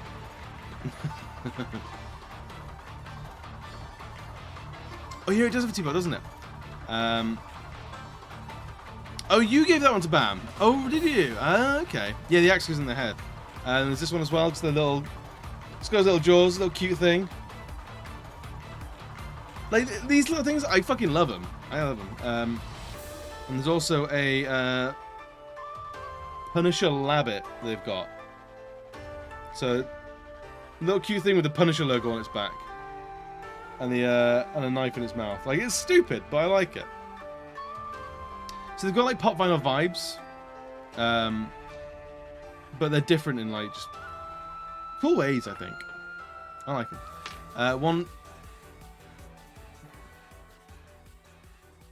This has been here for like the entire time, but I don't know if people notice it. But it's my pixel art xenomorph, which I fucking love pixel art. I don't draw enough of it, but I love it. I think it's fucking one of the coolest things in the world. It's hefty as well. A lot of pop vinyls aren't hefty. This one's like solid plastic. Neat is the right word. Neat is the right word, you best believe. Quite diverse, yeah, do like pixel art. Yeah, the pixel art ones are great. Okay, it's taken a while, but I think I'm finally set up for the stream on Saturday. Ooh, hell yeah. I'm excited to see it. But yeah, I love things like that. I love the vinyls and stuff like that. And like, if I had a 3D printer, I would be doing something like that because I have 3D modeling experience. Like I did that mostly at uni. I haven't done it in a while, but that's not a problem. I don't know what I'd do. I'd probably do like barrels or something like that and just do different types of barrels. So like Dunnies will have different veneers of paint on them. I do different veneers of paint on barrels. Maybe something like that. Have you named the character I'm drawing? I very rarely name the characters actually, to be honest. I'm not sure why. I very rarely name characters. If you please do it, dude. I would fucking a barrel with an elephant, a barrel of elephants. Which is like an old like spirit seer, like shaman type character. Yeah, which is not an inaccurate description. Right, bigger brush.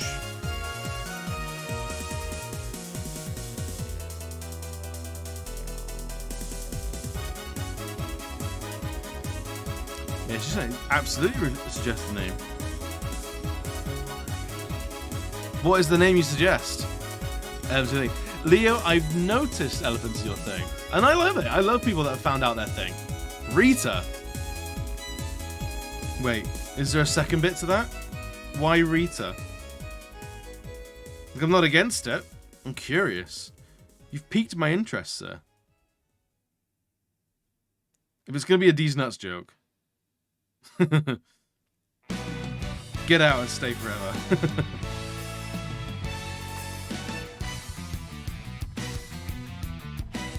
Of the Power Rangers. Oh, like Rita Repulsa. We could do Rita as of Rita Repulsa fame. I fucking love Rita Repulsa. She's such a diva.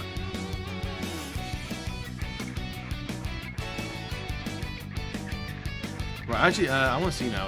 Is there like a Rita Repulsa like supercut?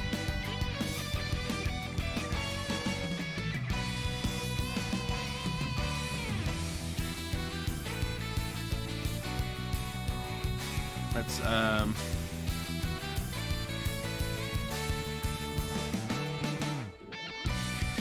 have a look at that. We'll ignore the adverts. Although fucking Hot Wheels. It's like, I am a child. Yes, I like it. Good. She's great. Then start making putty patrol. What a powerful queen. I'll lead them down and make the earth yours, Empress. Oh, Empress Rita, what's up? But she came back in Magic Bus as a good guy. Did she really? Was it the same actress? Kid, I know I'm supposed to do What stuff whatever you have? you say, but I don't have my mom anymore. Spirit animal, comfort object, business logo, it's everything. Know what I say. Rinvello! Make my monster grow! Rinvello, how you doing, buddy? So Mystic you Mother. wanna raise some trees, yes? I will send down Squat, my queen, to sow the seeds Goldar in is your terrible fucking octoplant. fine. I love Goldar. The dread octoplant will grow and grow until its tentacles encircle the entire Right? earth Rita was just like and gold. destroy it. Was Goldar the same voice actor as Kuwabara from Yu Yu Hakusho? See what happens when you try to act alone? See how things turn out when you try to take over the world behind my back? Would you just spare me? She's always So screaming it as well. didn't work out perfectly. I I don't love see it. you doing any better, Radiator Face. Oh, Harry Man.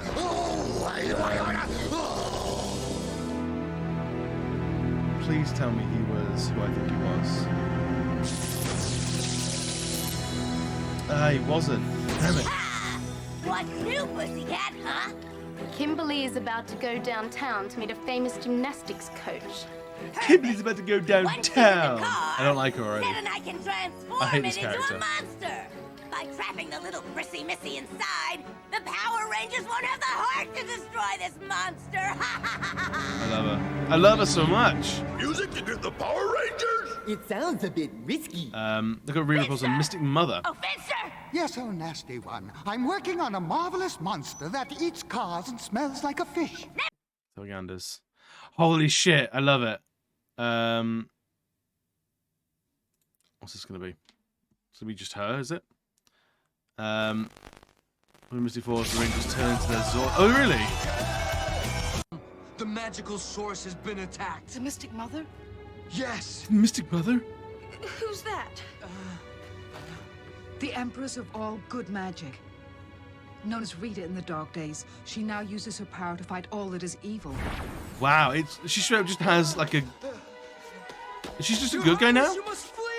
Nonsense! Mystic Mother does not flee! But the master is attacking. Mystic Mother does not flee. So, you are the Mystic Mother. Once I destroy you, good magic will be gone forever. You are giving me a headache. As you can say, Rita makes her Rangers grow. Mad, I love it. 𝘽𝙍𝙐𝙎, welcome in, dude. How you going? We're just watching Rita Repulsa and sort of like fawning over it, to be honest. Why did I always think Rita was dubbed as a kid? She's deaf talking in English. It's.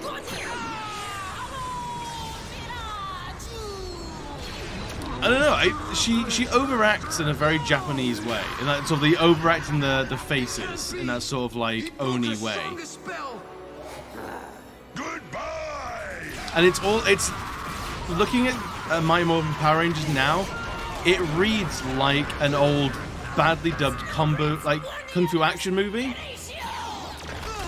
I always thought she was dubbed as well. The end of good magic is here. I love her. You're getting repeats of everything I say. Really? Is anyone else getting a repeat of what I've said, like an echo? If you've got me up in 2 tabs, like I love you forever, give me them extra views.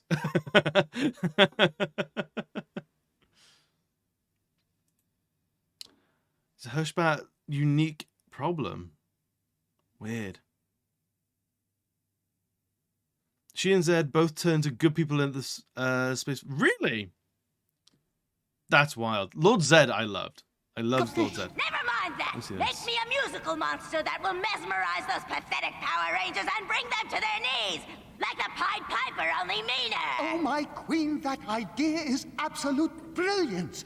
Please turn around. I want to see you speak. Very reliable. Wouldn't you rather have a nice fire-breathing hedgehog instead? No! Oh, that idea is bad. Either get my monster or I'll turn. There's Zed. Well, Finster's working on the monster that can do just that.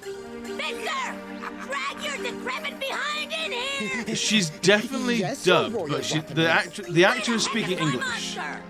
Well, I was just putting some finishing. Get it, Brainiac. Let's get the lead out. Yes, my queen. She's Right definitely away. speaking English, but I feel like it's not her voice. Or she's recording later in a booth. Tommy is right about one thing. What you put in your body. I forgot about the army man, dude. The skeleton man. Why are we watching Power Rangers? Because it's fucking rad, and we've all got a crush on Rita Repulsa. Look at those, Daddy Zed.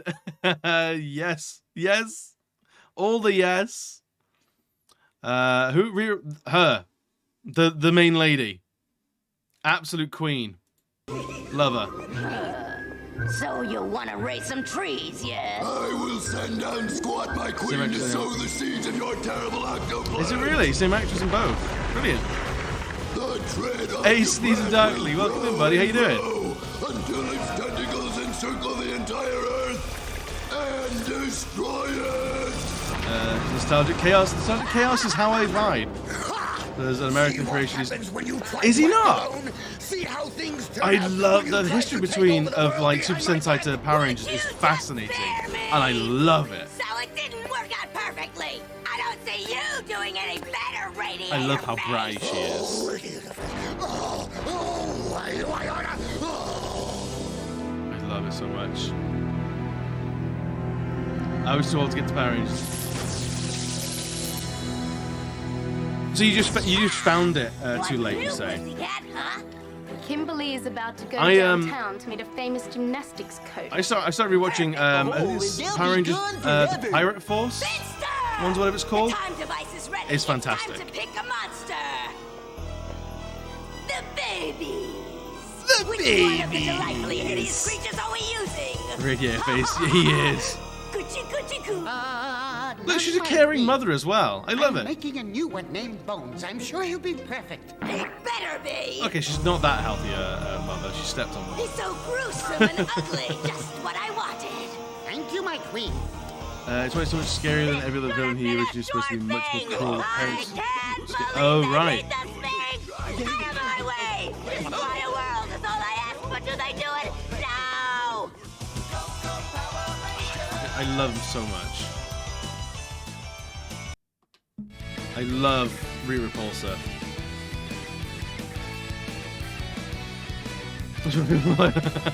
Disrespectful, I know. I like the design of the villains more than heroes. Yes! I mean, I do like the Rangers' uniforms. They're always cool. But it's definitely, like, all the character design gets me. I love it all. I love it all!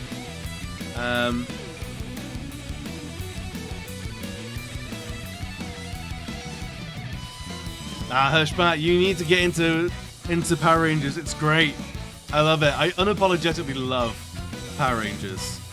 It's so good. I grew up on original Power Rangers. I think like the modern stuff I'm not huge on. Like, I don't keep up with it. The comics are really good. The games were hit and miss, but were good enough because I wanted to play as a Power Ranger, so I'd sit with them.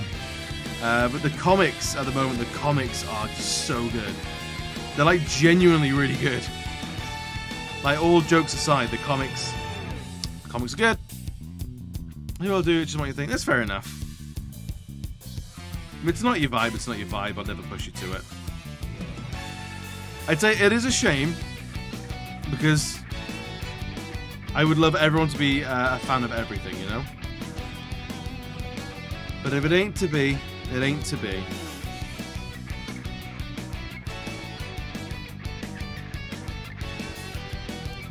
I'm not sure about the hue reviews for this lady's skin. I think we can make it a little better. But we'll do that with a layer editor. Filter, whatever you want to call them. I remember VR Troopers. I don't think they do. Did VR Troopers hit the UK? It might be the VR Troopers never came out in the it was a US thing. Let's see, like, intro.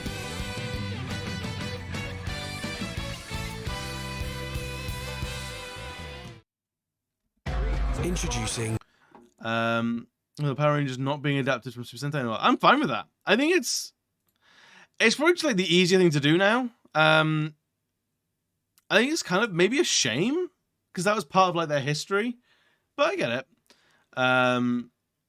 So the Rita dub conundrum, she was dubbed by another person entirely. The first season had her played by Japanese actress Machiko Soga, using footage from the Japanese show Zayu Ranger. The second season onwards, actress Carla Perez, but the voice for Rita was always done by Barbara Goodson, except for one episode of Mystic Force. That's wild. I love Kamen Rider as heroes such as Power Rangers, Moomin Rider, and Skullomania. Yeah. Down control. 4, 3, 2. That's tinny.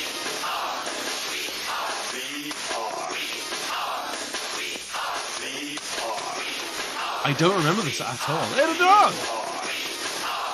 I'm sold, they have a dog.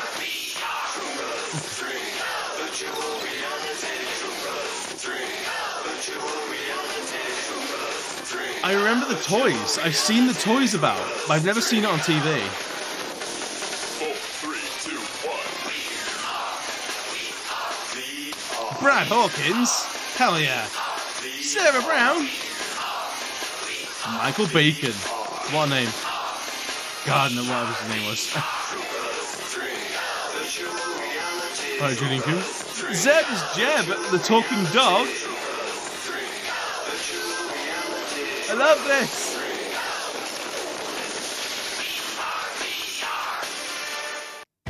Introducing I love Magic that shit. Eraser on the new Google Pixel. Hell yeah. Hell yeah. You've derailed us, Leo. But it's alright. We're always seconds away from being massively derailed anyway. So it's absolutely fine. I would never hold it against anyone. Mask was your bag. I think Mask was. Do we have much Mask in the UK? I don't remember that much. You know, the first Megazord belonged to Spider-Man. Yes. I remember the Japanese, the live-action Japanese Spider-Man show. Spider-Man had a Megazord and a motorbike and all sorts of shit. Because gotta sell them toys. Gotta always sell them toys. Hold it shit. That's all the skin-based coat.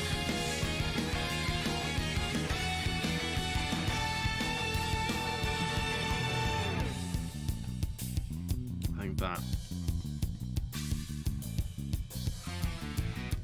Let's do. What colour do you want our clothing to be?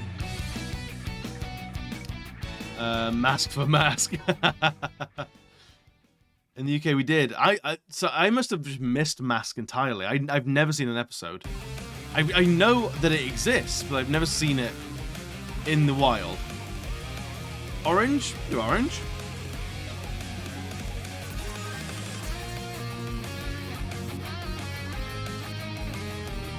Let's do her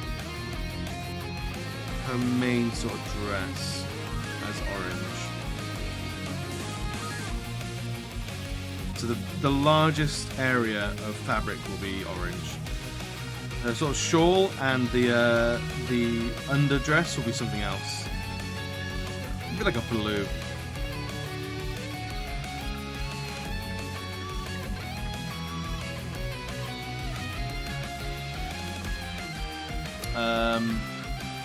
Only considerably. I have no idea how. What, 31? Leo, you are spot on, I believe. I am 31. But don't hold it against me. Or do. I don't mind.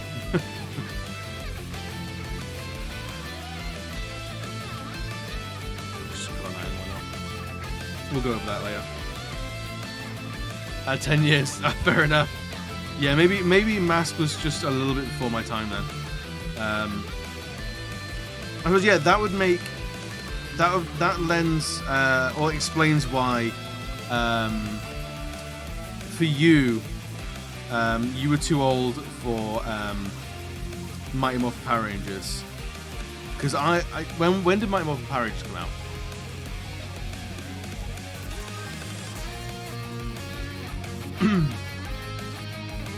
Mighty Morphin Power Rangers was 1993, so I would have been 2 when it came out, and I remember that shit being like a constant throughout my childhood.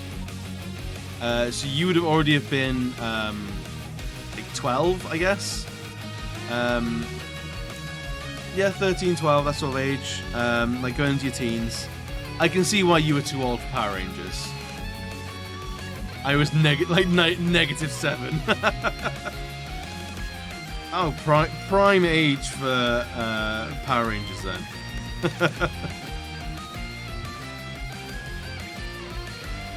I feel like the nostalgia for like my generation of like early 90s kids has really come into full force the past like 5 years. So I think Utopia, you'll be getting that. You'll be getting into the nostalgia years about now, if not already in them.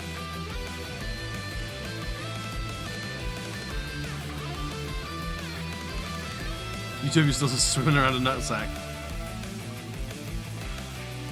That's some well-aged sperm. Holy shit.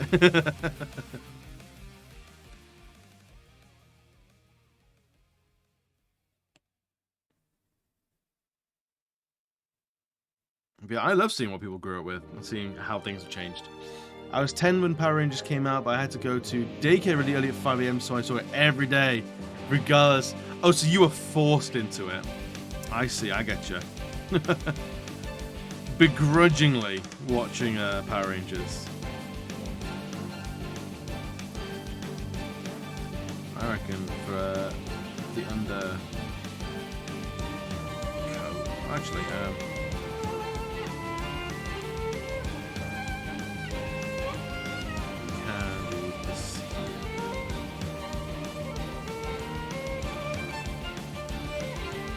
I just realised actually she is showing way more skin there than I previously alluded to. All this is her as well.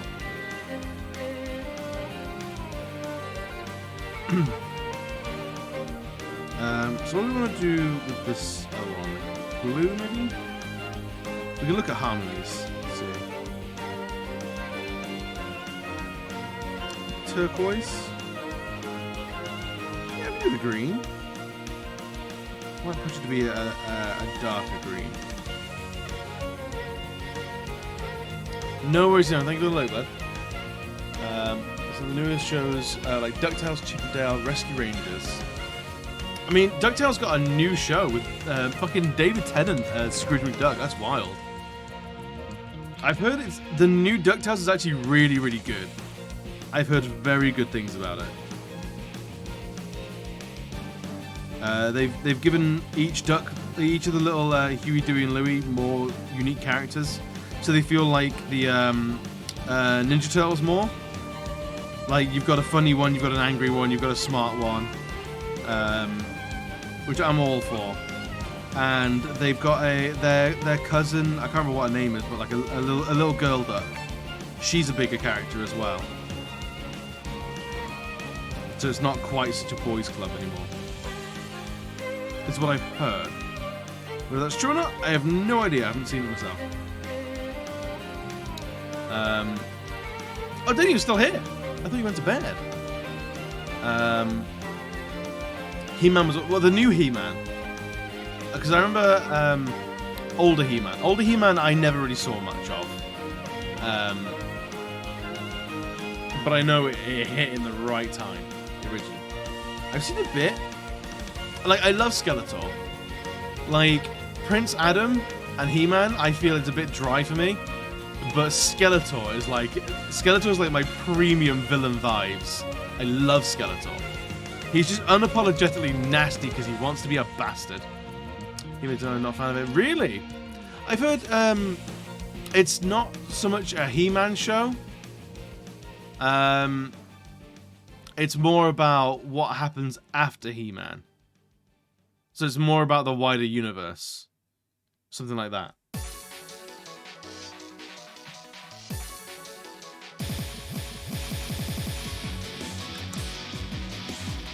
From TV from 60s right to the 90s. Yeah, I feel like there's I don't know how it was in the US or anywhere else. But in the UK at the very least, I feel like we had a lot of kids' TV shows that that just lasted, that were on repeat forever. So like, when did the Magic Roundabout air?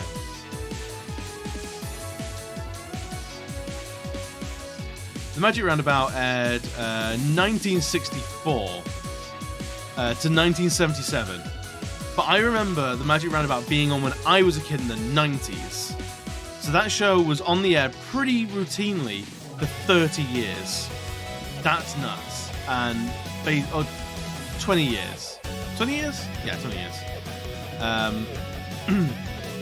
Bill and Ben was one. Yeah, Bill and Ben as well. Like, I always recognized them as being way older than I was. But they were always on as a kid.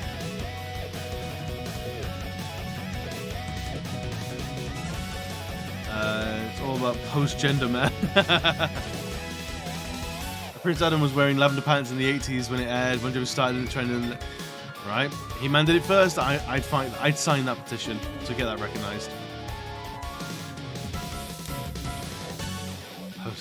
Was it you like Man of War? Man of War had them thighs. That's what I liked about Dragon Ball, was the thighs. Oof, the thighs. Do we want like a dramatic black shawl?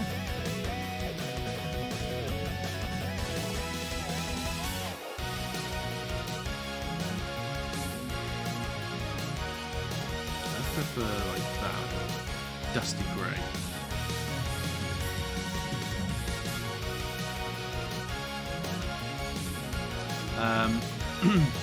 Hashtag that is right.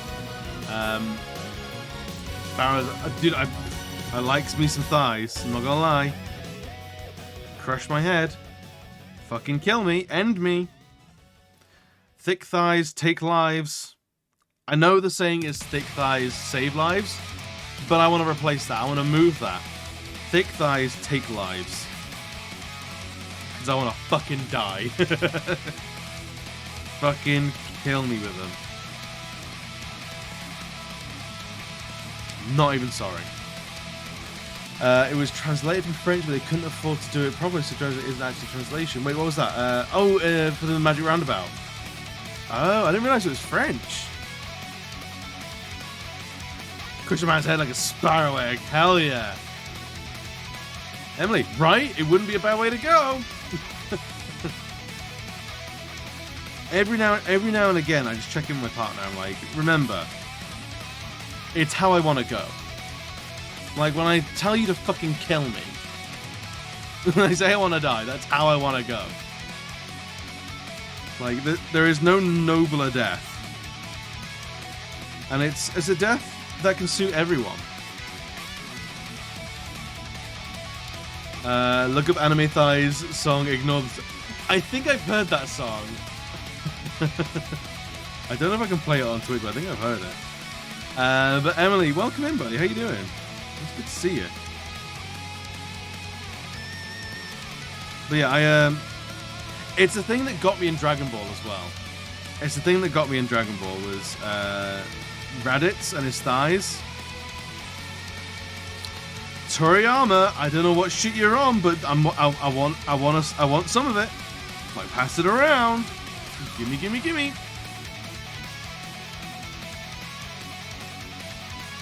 I feel like the thighs is like it's a very inclusive way to die. Like, gay, straight, everyone else, like bisexuals like me and Pan, everything like that. Everyone can appreciate them. I've been told I'm not allowed to lock my thighs anymore. People get close to dying. Yes. Worst Witch was good fun. Yes, I remember that. Ignore every sus line. Put it in the Discord. You were brought here by Dana. I like Dana. Dana's a good egg. But welcome in. It didn't say first chatter, so I'm assuming you've been here before. But I might just be name blind. I feel like there's a few Emilys that have come through the channel recently, and I'm bad with names to begin with. So if we've had very intimate conversations about putting the worlds to rights before, and I'm blanking on it, I apologise profusely. Albert the Fifth Musketeer, Robert the Source, Supra.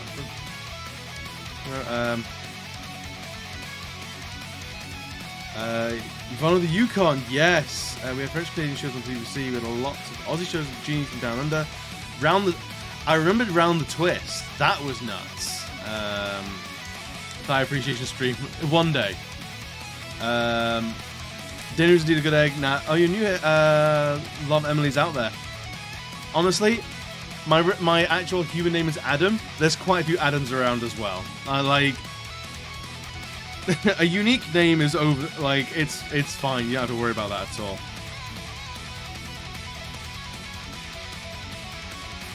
But no, welcome in. Because usually Twitch will I have a tunes channel, it's a music channel in the Discord. Round the Twist was nuts. Your name's fairly uncommon. I think it's not in your username, so I won't say it here. But I think I've seen more people use it. Hello. You ain't got to do that. Oh, thank you. I love you. You know that. Welcome in. Welcome in. You're part of the family now. That's it. You're done. You're here. Settle in. Right, yours is uncommon too. If you don't mind saying, what is your real life human name? Like Adam is a pretty common name. Also, like biblically, one of the first ones in there. So you know, I can't claim anything to be a unique name with me.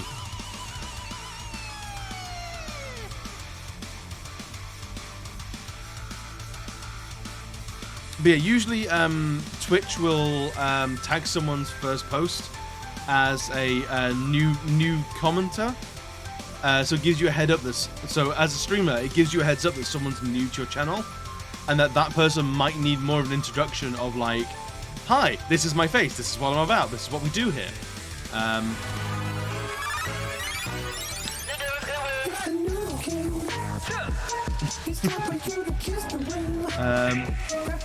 Your IRL name is Q, dude. If you were Q, I'd be terrified.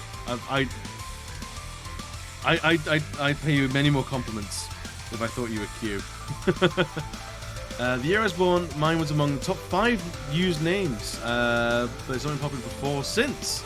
Really, that's weird. The girl my dad had a crush on. That's strange. Have you, Leah? Have you thought about changing your names? Completely valid thing to do. I'm fortunate that I don't mind my name. Like the name Adam, I don't mind. My surname is absolutely fine. Hi, this is my face. Udon, we set up Dana's VIP alert, so I have to refresh it to get Dana's to trigger the first time. So yours has been refreshed as part of that. But we got to hear your theme tune again, so I'm not mad about it.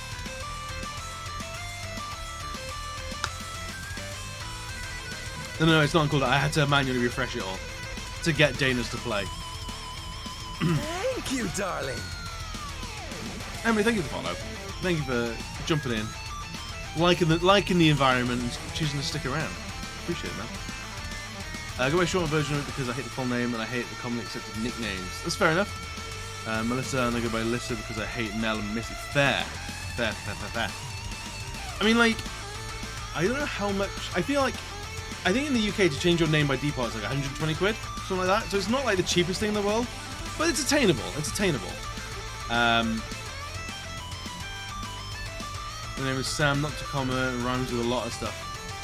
You like your real name? Yeah, I'm glad you like your name. I always would love people to like their names more than not. So I think if you want to change your name, fucking go for it. Absolutely. Anyone who tells you not to ain't worth listening to. Because, like, all names are just like a best guess by a parent, right? No. It's like, I think this one will fit, and the baby will like this one. But they don't know because you're a fucking child. See if we can get in the States and it's expensive, don't care. Oh, fair enough. £70. That's even better. It's even more of a deal. It's even more of a steal. It just gets cheaper by the minute. I like my name, but I always go by Arthur online. Fair.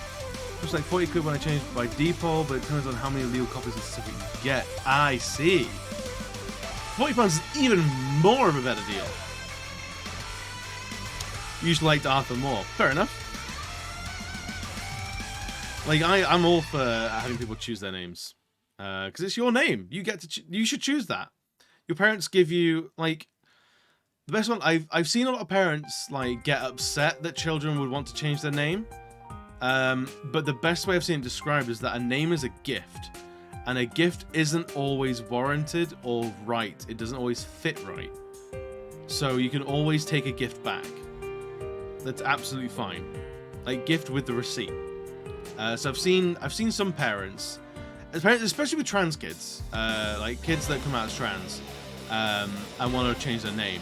I've seen a lot of parents. I know it's not always them, but I want to promote this as a more common thing because I think it's the ideal. Of the parent foots the bill of changing their name because the parent gave them the name in the first place. It's nice of them to foot the bill for changing it to something that the child actually wants. I think that's a really cool and sweet thing to do. I fucking love it. I love seeing it. I think I changed your second name if I got married, so me and my partner would start an Italian dynasty. I like that. I like that. My middle name is too common and I hate it even more than your Melissa, but it's a family name and rolls with the tongue well. Yeah, fair enough. Because I never met a person with the name Arthur, but a few with your name. Okay, fair enough. So you want the uniqueness. Fair. Also, name is given before you even know the person or the... Yeah, exactly. If you gifted someone with some socks, you wouldn't be annoyed if they got new ones when they got too big for them. So I explained to my parents. They were super supportive and I was lucky enough they helped pay for the change. Emily, that's the interaction I want to foster. That's the interaction I want to promote. Because there are plenty of people that react badly to people coming out of the closet and coming out as trans and stuff like that. And it's horrible, but it's been the queer narrative for a long time. And I want to start promoting. I want to promote the healthy parents. Put them on a pedestal. Talk about them. Give them the recognition. So I'm glad your parents were cool. There are too many stories of parents not being smooth. And while it's valid, I want to see more happiness within the queer community. It's what I've liked about Schitt's Creek. And it's something the guys behind Schitt's Creek intentionally did, is they included queer characters, but they just were as happy as the straight characters. And they basically made a universe of this small town where homophobia just doesn't exist.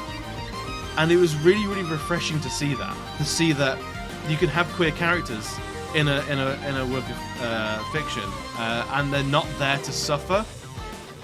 Because there's a trope of the queer characters die, the queer characters don't get to live happily ever after, because the real world narrative is being gay is really difficult.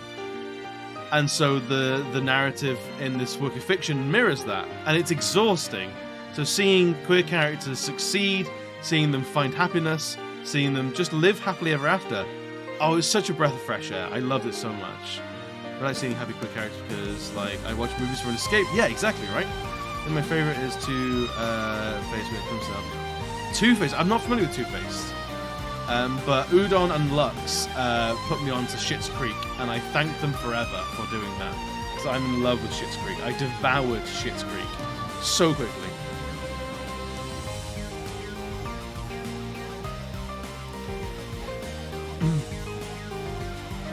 What is Two-Face? There's a Two-Face cosmetics line.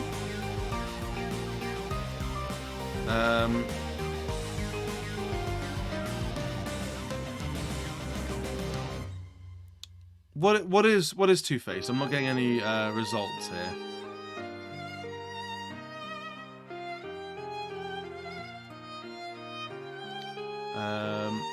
We love everyone. We've got tons of lesbians in the family, and that's great. But me being pan-poly makes me that's a shame. That's a shame. That's the response we've gotten. I've encountered my fair share of biphobia in the community, which is a shame that it still happens. But those people are leaving the dust. I win by succeeding in spite of them. Those people ain't shit for me.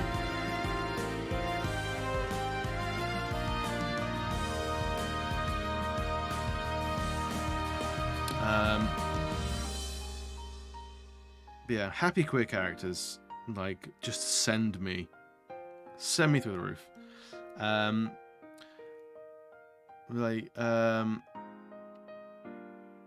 Oh, your family is Two-Faced. Oh, sorry, I read that. I misread your comment completely. I said I love the family and Two-Faced when it comes to LGBT shit. Sorry, I read that as Two-Faced is a TV show or something like that, or a movie. But you're saying your family is two-faced about it. Yeah, it's they understand that it exists, but they don't want to understand the ins and outs of what it is like to be that. It's yeah. I worry that sometimes my point, because I have old northern parents, not old, but like sturdy northern parents, and they were raised without all that culture and stuff, so it's very new to them. So I give them the benefit of the doubt. By and large, they are accepting, but sometimes they ask some questions like, "Can you not have that assumption?" But by and large, my folks are pretty smooth. I'm very lucky to have the people I have as parents. Actually, saying that, it's my mum's birthday on Friday. So that's going to be exciting. Me and my mum are going for pizza. I'm actually really excited to go with my mum for pizza because I love my mum. I'm not ashamed to say that I love my mum. She's great. Mama Barrel is a great mama. Two-faced, being insincere, like, yeah, saying like we support you, but then like going, well, actually, I didn't like this and this and this is two-faced.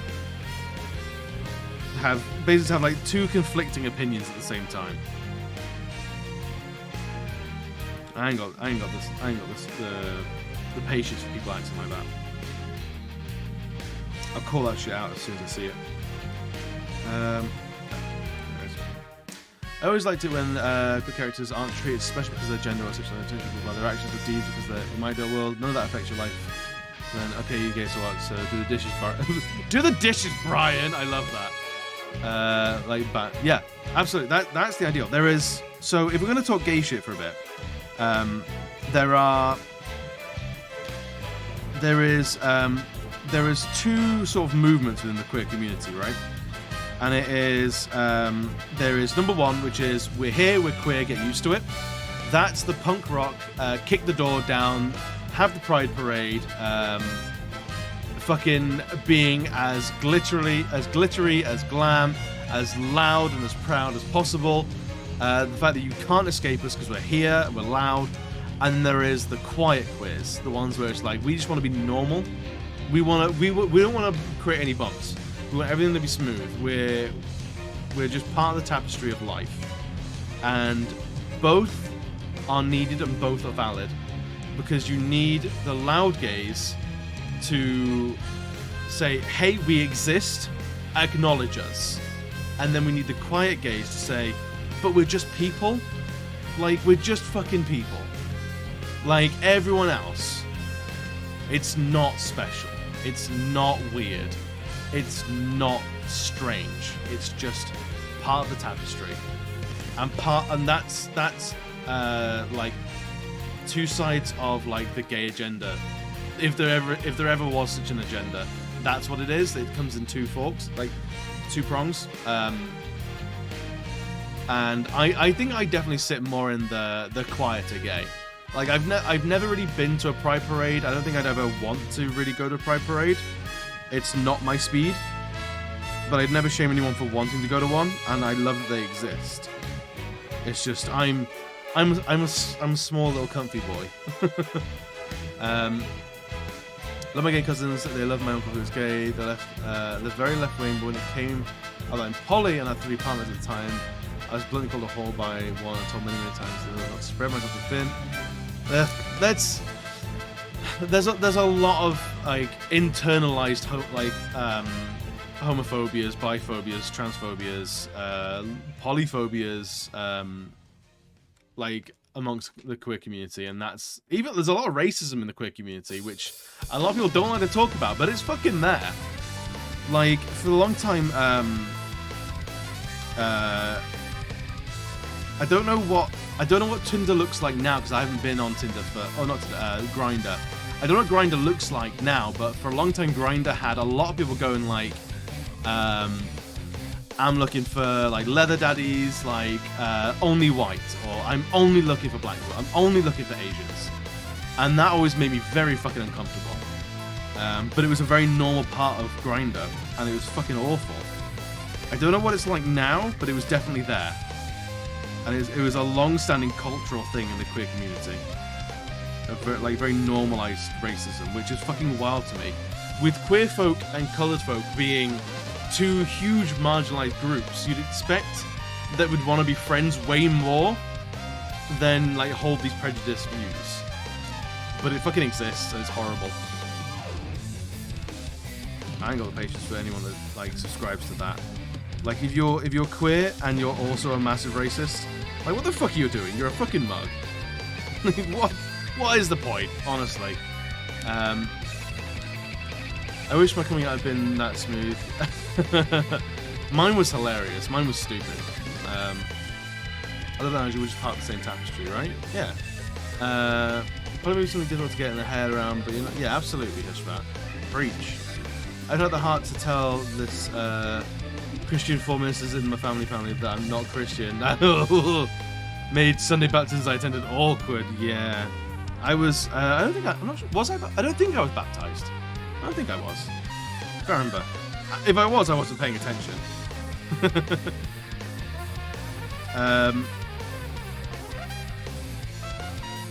But yeah, there's a lot of internalized phobias within the queer community, and it's fucking ridiculous because we're already a marginalized group. Why further split us apart? You know, it's literally not necessary or needed.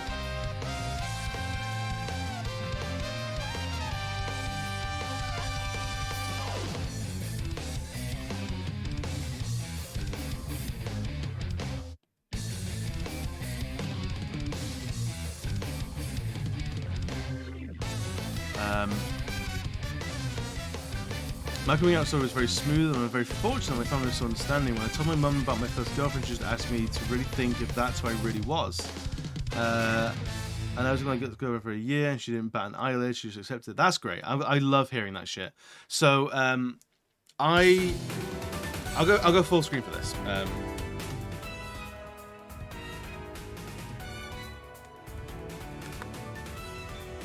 So from any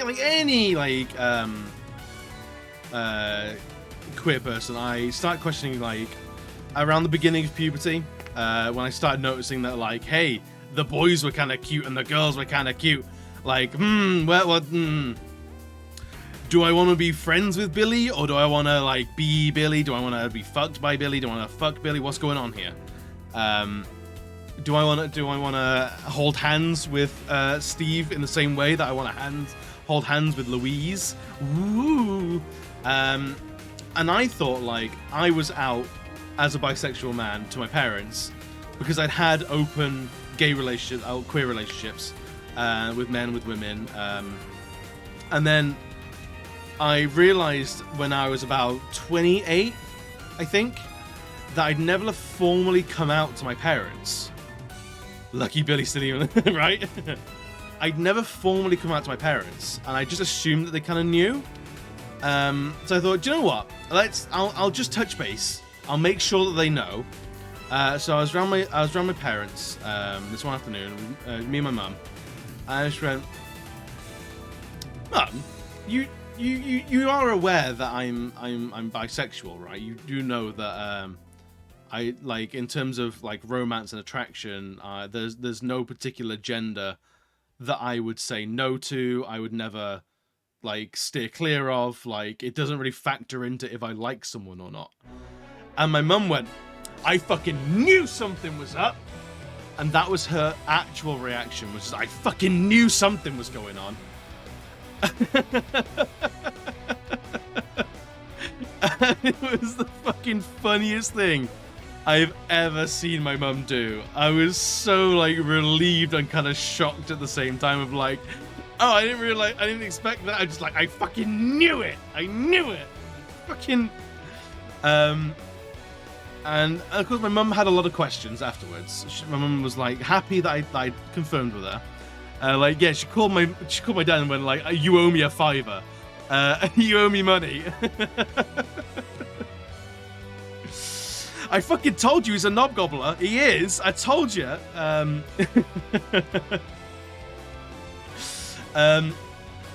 then my like she had a lot of questions, and was like, this is all very new. And she was like, I don't know what to do. What do I do with this? Like, how do I act? Like, what happens if you bring a guy home rather than a girl? How do I act? I was like, it's normal. Treat them the same.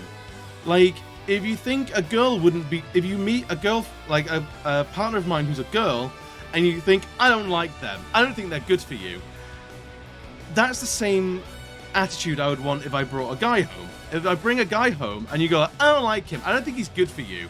Or like, hey, no, they're bringing out the best in you. Stick with them. Like, keep them around. Keep them happy. I like them.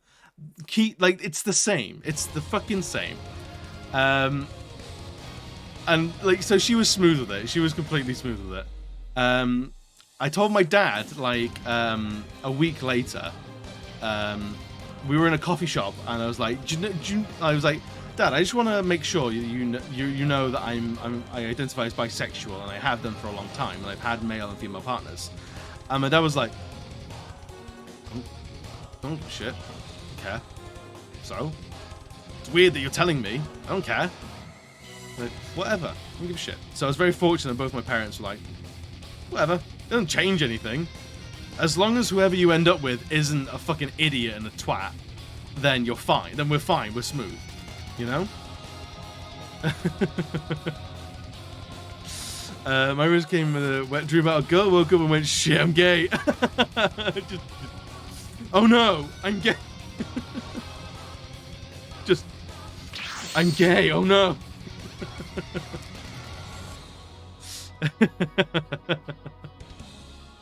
I love that, I love it. Mine was like a slow creeping realization. It wasn't sudden. If that was like, fuck, it cost me a $5, I couldn't care why.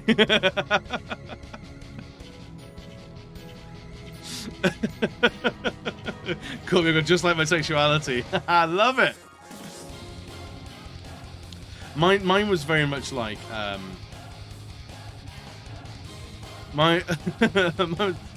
struggled with bisexuality for a long time because I didn't understand what the B in LGBT was for a long time. I didn't know what it stood for. So I didn't know that bisexual was a thing. I was like I look at Louise and it's all, and then I look at Steve and it's all. So where do I sit? Like, I'm too gay to be straight, but I'm too straight to be gay. What the hell happens? And like, so it wasn't until I was probably like 60, like probably like 17, that I understood like bisexual was a thing that other people were and were dealing with. And that shit like caught me off guard, like hard. Am I the only straight person? Possibly 𝘍𝙍𝙑, but don't worry, we won't hold it against you. Is my coming out as a straight person. We love you, we respect you, but we just don't respect the lifestyle. No. No, it's fine. We love straight people in here. We love that. Do you know what we call the good straights? Allies. We love allies. Honestly, we need allies.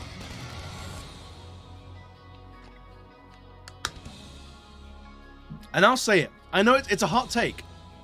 It's a hot take, but I'll say it. I don't care. I don't care. Unfollow and unsubscribe after you hear this. I don't care. Straight's a valid lifestyle. You're valid. It's all right. It's okay to be straight. Unfollow me now. I know how spicy a take it is. You know what? Straight people can be all right. Never hate someone just because they're straight. When I came out to my dad, he breathed silently and said, finally. Mum just looked at me and said, so that's brilliant. I fucking love that. I don't feel like it. I know it's, I mean, I'm cis and white, so I'm though I'm not straight, I am in 2 out of 3 like aspects of what makes the human describes a human these days. 2 out of 3, I'm the villain in history. The cultural villains of the Western world are straight white men. because look at everything. So I'm a white man, but so yeah, I'm 2/3 villain of the earth. You know. We're here. We're not queer. Get over it. I will never understand these straight kids these days. It's a phase. It's a phase. When will you boys just settle down with good other boys? He supports the straights. I support the straights. You're really coming along, like, leaps and bounds. Straight marriage now. Straight marriage now. I'd vote for it. It's Adam and Steve, not Adam and Eve. I love it. I love it. I need a badge that I support the straights. I don't know, like, in the context of this conversation, it's hilarious. But wearing it outside, I don't know if it comes across as like I am more of a I am like a straight supremacist. Like, you know, like the whole like, where's International Men's Day? It's like every other day of the year is fucking International Men's Day. Let women have the spotlight. Fucking Christ. God damn it, Steve. This is why we broke up. Yeah, it would 100% come across bad. People wouldn't get the joke and go like, oh. I'd come across as one of those people like, where's straight pride? Like, straight pride is literally every other note of history that isn't specifically gay pride. As labeled as a bisexual by my ex who wanted to keep the label of pansexual to herself. That's weird. I'm into the Doors and the straights, but that's my taste. If you like the Doors, you can get there. Get out!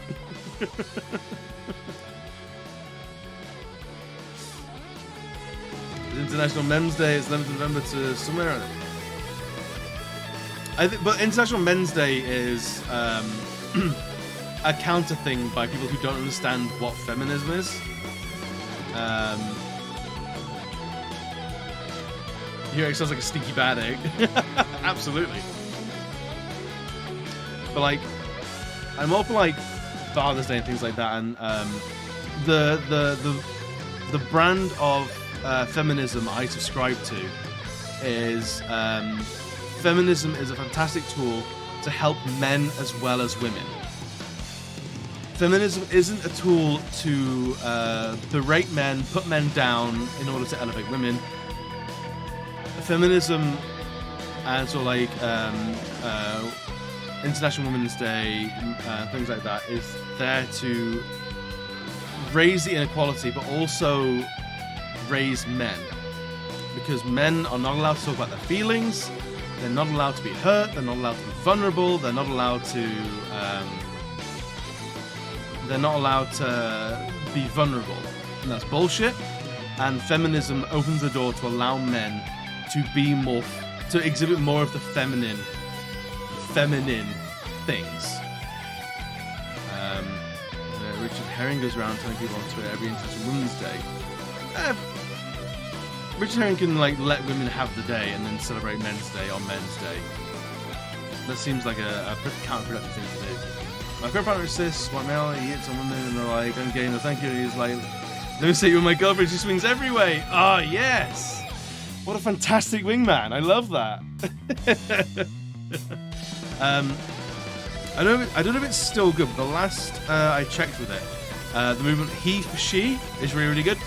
Because it's all about validating men through feminism, and why feminism is a fantastic tool for men to be heard and understood in meaningful ways, in that men traditionally are not heard or recognized, and it's allowing men to exhibit these more feminine aspects. It's a really productive thing. Like things like the rate of suicide for men is so much higher than it is for women. It's because men are not allowed to talk about shit, so then their only escape is to kill themselves, which is horrible. Whereas if they're allowed to be vulnerable, allowed to talk about shit, they can overcome so much more.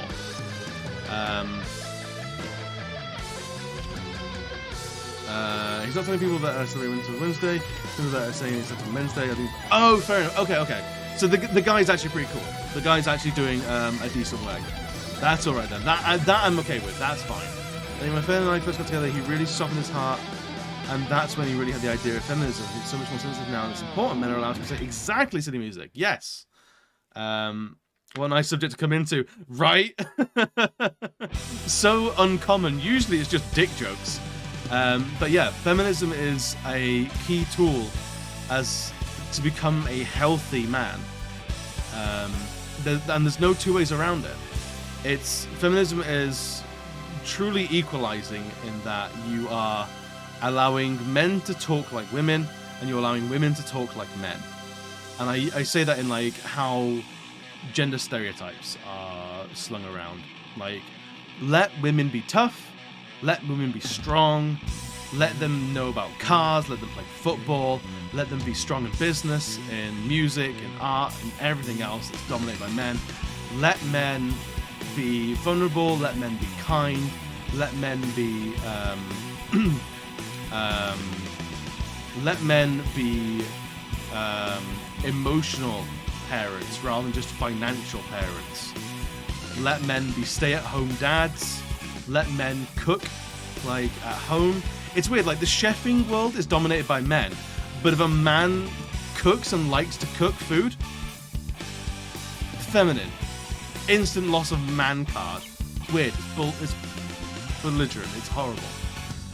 In the book I'm writing, the world was formed with a matriarch to find the concept really interesting. How history would have taken place countryside. Yeah, it's a cool thought process to see how things would have gone the other way with women at the top. It's a fantastic thought process. He's a fantastic wingman. I love him already. I think he's brilliant.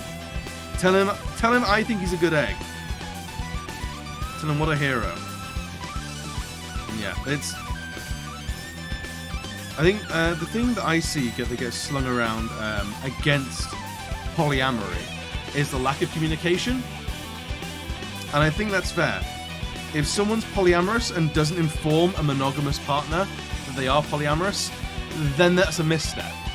And from Leo, from what I've heard about you, I think you steer clear of this.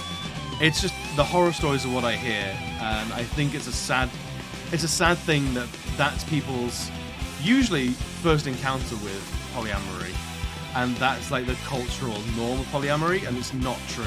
It's not indicative and illustrative of, descriptive of what actual polyamory is. But that's like the main thing is like, or the main like pitfall I see of it is the lack of communication. Because be polyamorous, absolutely, no skin off my nose. But tell me you're polyamorous. Tell me you're going out and fucking other people. Please, for the love of God. Like, me and my partner, we're monogamous. We've talked about it, and we've gone like, we haven't got the time for it. We're both kind of jealous. It's a lot of effort that we're just not ready to do, and we have other things that we want to do rather than have multiple partners, so we're monogamous and happy with that. We don't imbalance power with polyamory or people that claim for it. Again, that's the communication, and there are some people who I think are not genuinely polyamorous, and those might be the people you're alluding to. The people who go like, I want to go around and fuck whoever I want, but I don't want my partner to do that. I'm jealous, but I also want to be a free spirit. Like, that's not polyamory. That's being a toxic fucking asshole. It's so much effort maintaining one relationship at a time, screw more than one, right? I want to make sure me and my partner are well cared for. Like, that's my priority, is that one person. But that's me. That's just how I go. That was your recent ex. Was it really? Fuck that. I'm glad they're an ex. I'm glad they're out of here. Good riddance.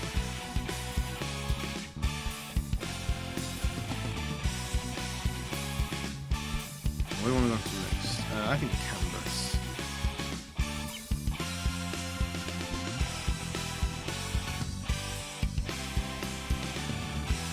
Yeah, finally, once you start delving into the the other territory of like outside of like your good Christian hetero marriage, it can be a minefield, and the key is just communication. Good, honest communication. Me being aromantic, very confused right now. Dude, that also valid. Also valid. If you're not romantic, you're just into fucking, then by all means. I think aromantic, I get confused with the terms because they're kind of similar. Aromantic is you don't feel romance towards people. You still feel lust and physical attraction.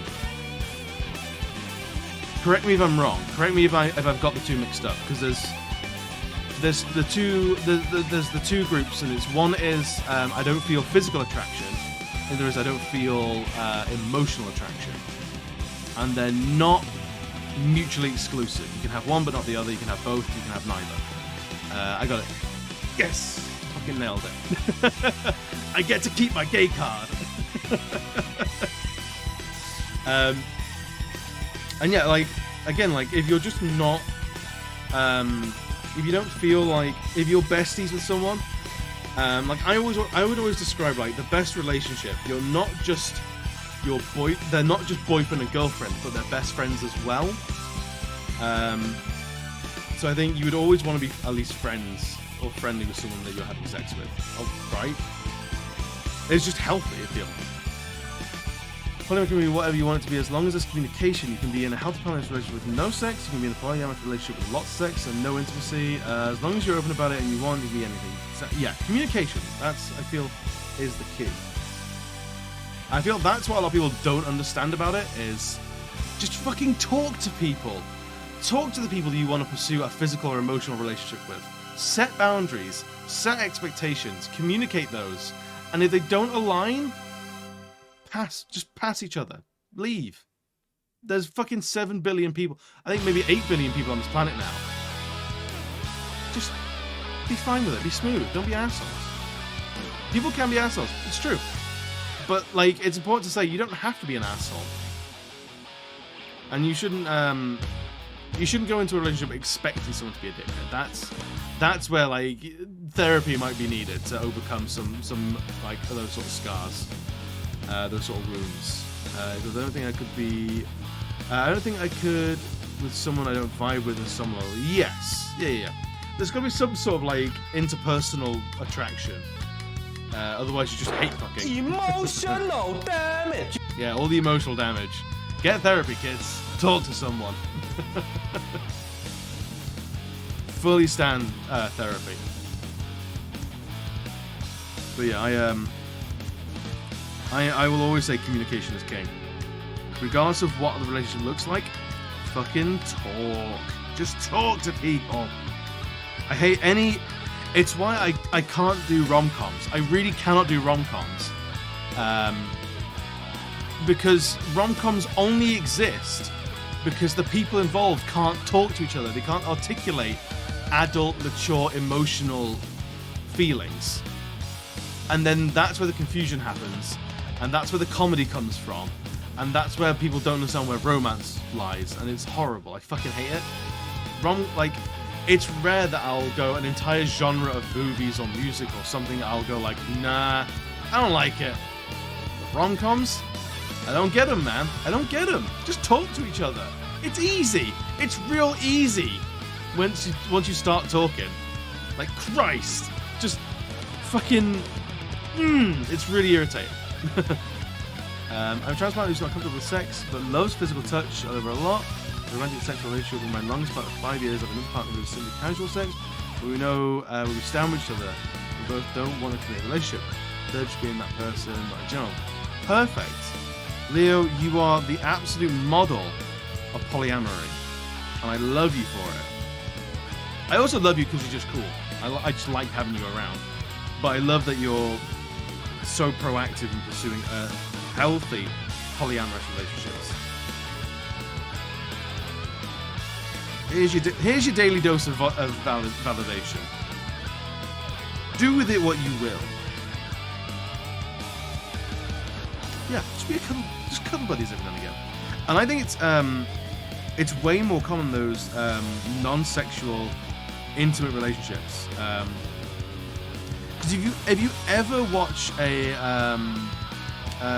documentary about prostitution and like sex workers, they'll say like the most, like, a surprisingly common thing for them is people just want to cuddle and hug. People just want to be held. And I think that's a big thing that's not discussed, is people just want to just be held, just be close to people, and not necessarily be jamming their genitals together. Like, it's not all just like slamming the meat. Sometimes you just want to be held. Sometimes you just want to be tender with someone. You want to be cared for by someone. Going up, buddy. Welcome in, welcome in. How are you doing? Is that Naruto? It might have been. It may well have been Naruto music. Let's have a look, see. It's JRPG Jams. Theme of Lubu. I think this might be a Dynasty Warriors song. In my opinion, most rom-coms can be solved by someone who's trying to talk to your feelings. Yes, exactly, Tibby. You get it. It's so frustrating, and it's one of the things I can't get on with what do you call it?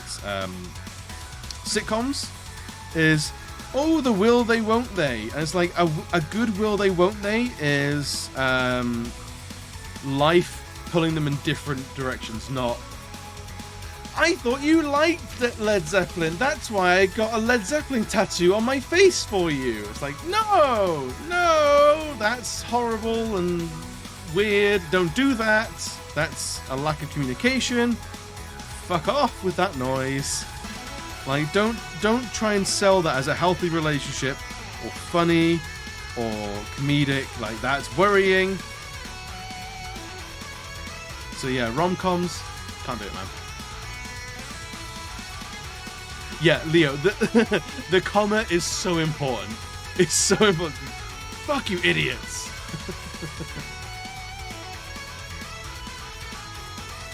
Or fuck you, idiots. Is another valid one. Or you fuck idiots. That's how you do it. That's how you work it out. I'm glad as a community we can hate rom-coms.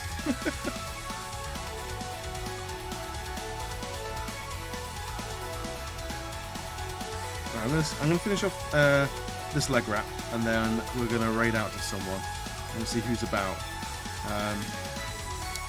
I know I saw Rebel was live earlier, and Rebel is a fantastic streamer who I love dearly. I don't see them often enough, and I think she's been taking a break from streaming, so I haven't seen her live recently. So if she's still live, I'm going to raid into her. So I love and adore her deeply. She's a fantastic Scottish drag queen. You will love her immediately. I've raided her a couple of times.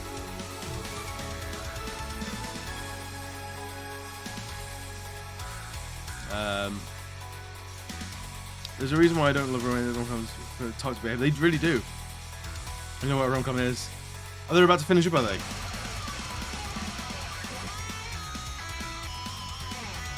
Right. Well, this is our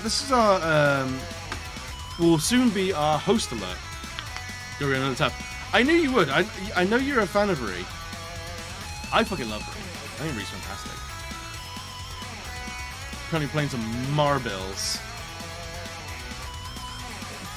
Is she wrapping up in like the next 5 minutes, or is it like the next half an hour?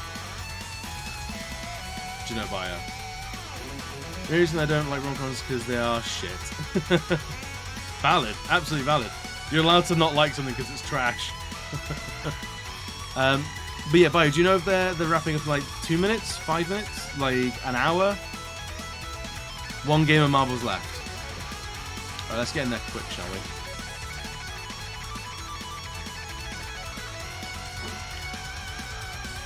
The cheeky little raidy raid. Right, guys. I'll be back on Thursday with some Elden Ring. We're gonna do some Elden Ring. Hell yeah! If I don't see you on Wednesday in the Discord, then I'll see you Thursday. Hopefully. If not, have a great week. Have a great weekend. I love you all dearly. Thank you, Dr. Alexander Knox, for the follow. Mwah. Thank you, Bio, for the gifted sub to Emily. Mwah. Emily, thank you so much for the follow as well. Mwah. You're all fantastic. Has been an immaculate advisor and support you. Absolutely. I have a Discord if you want to jump in there. Then by all means. But enjoy your weeks. Have fun. Tell someone you love them. Tell someone that they're fantastic and they're valid. Oh, you have joined. Excellent. I'll see you all on Thursday. Bye-bye, friends. Bye-bye.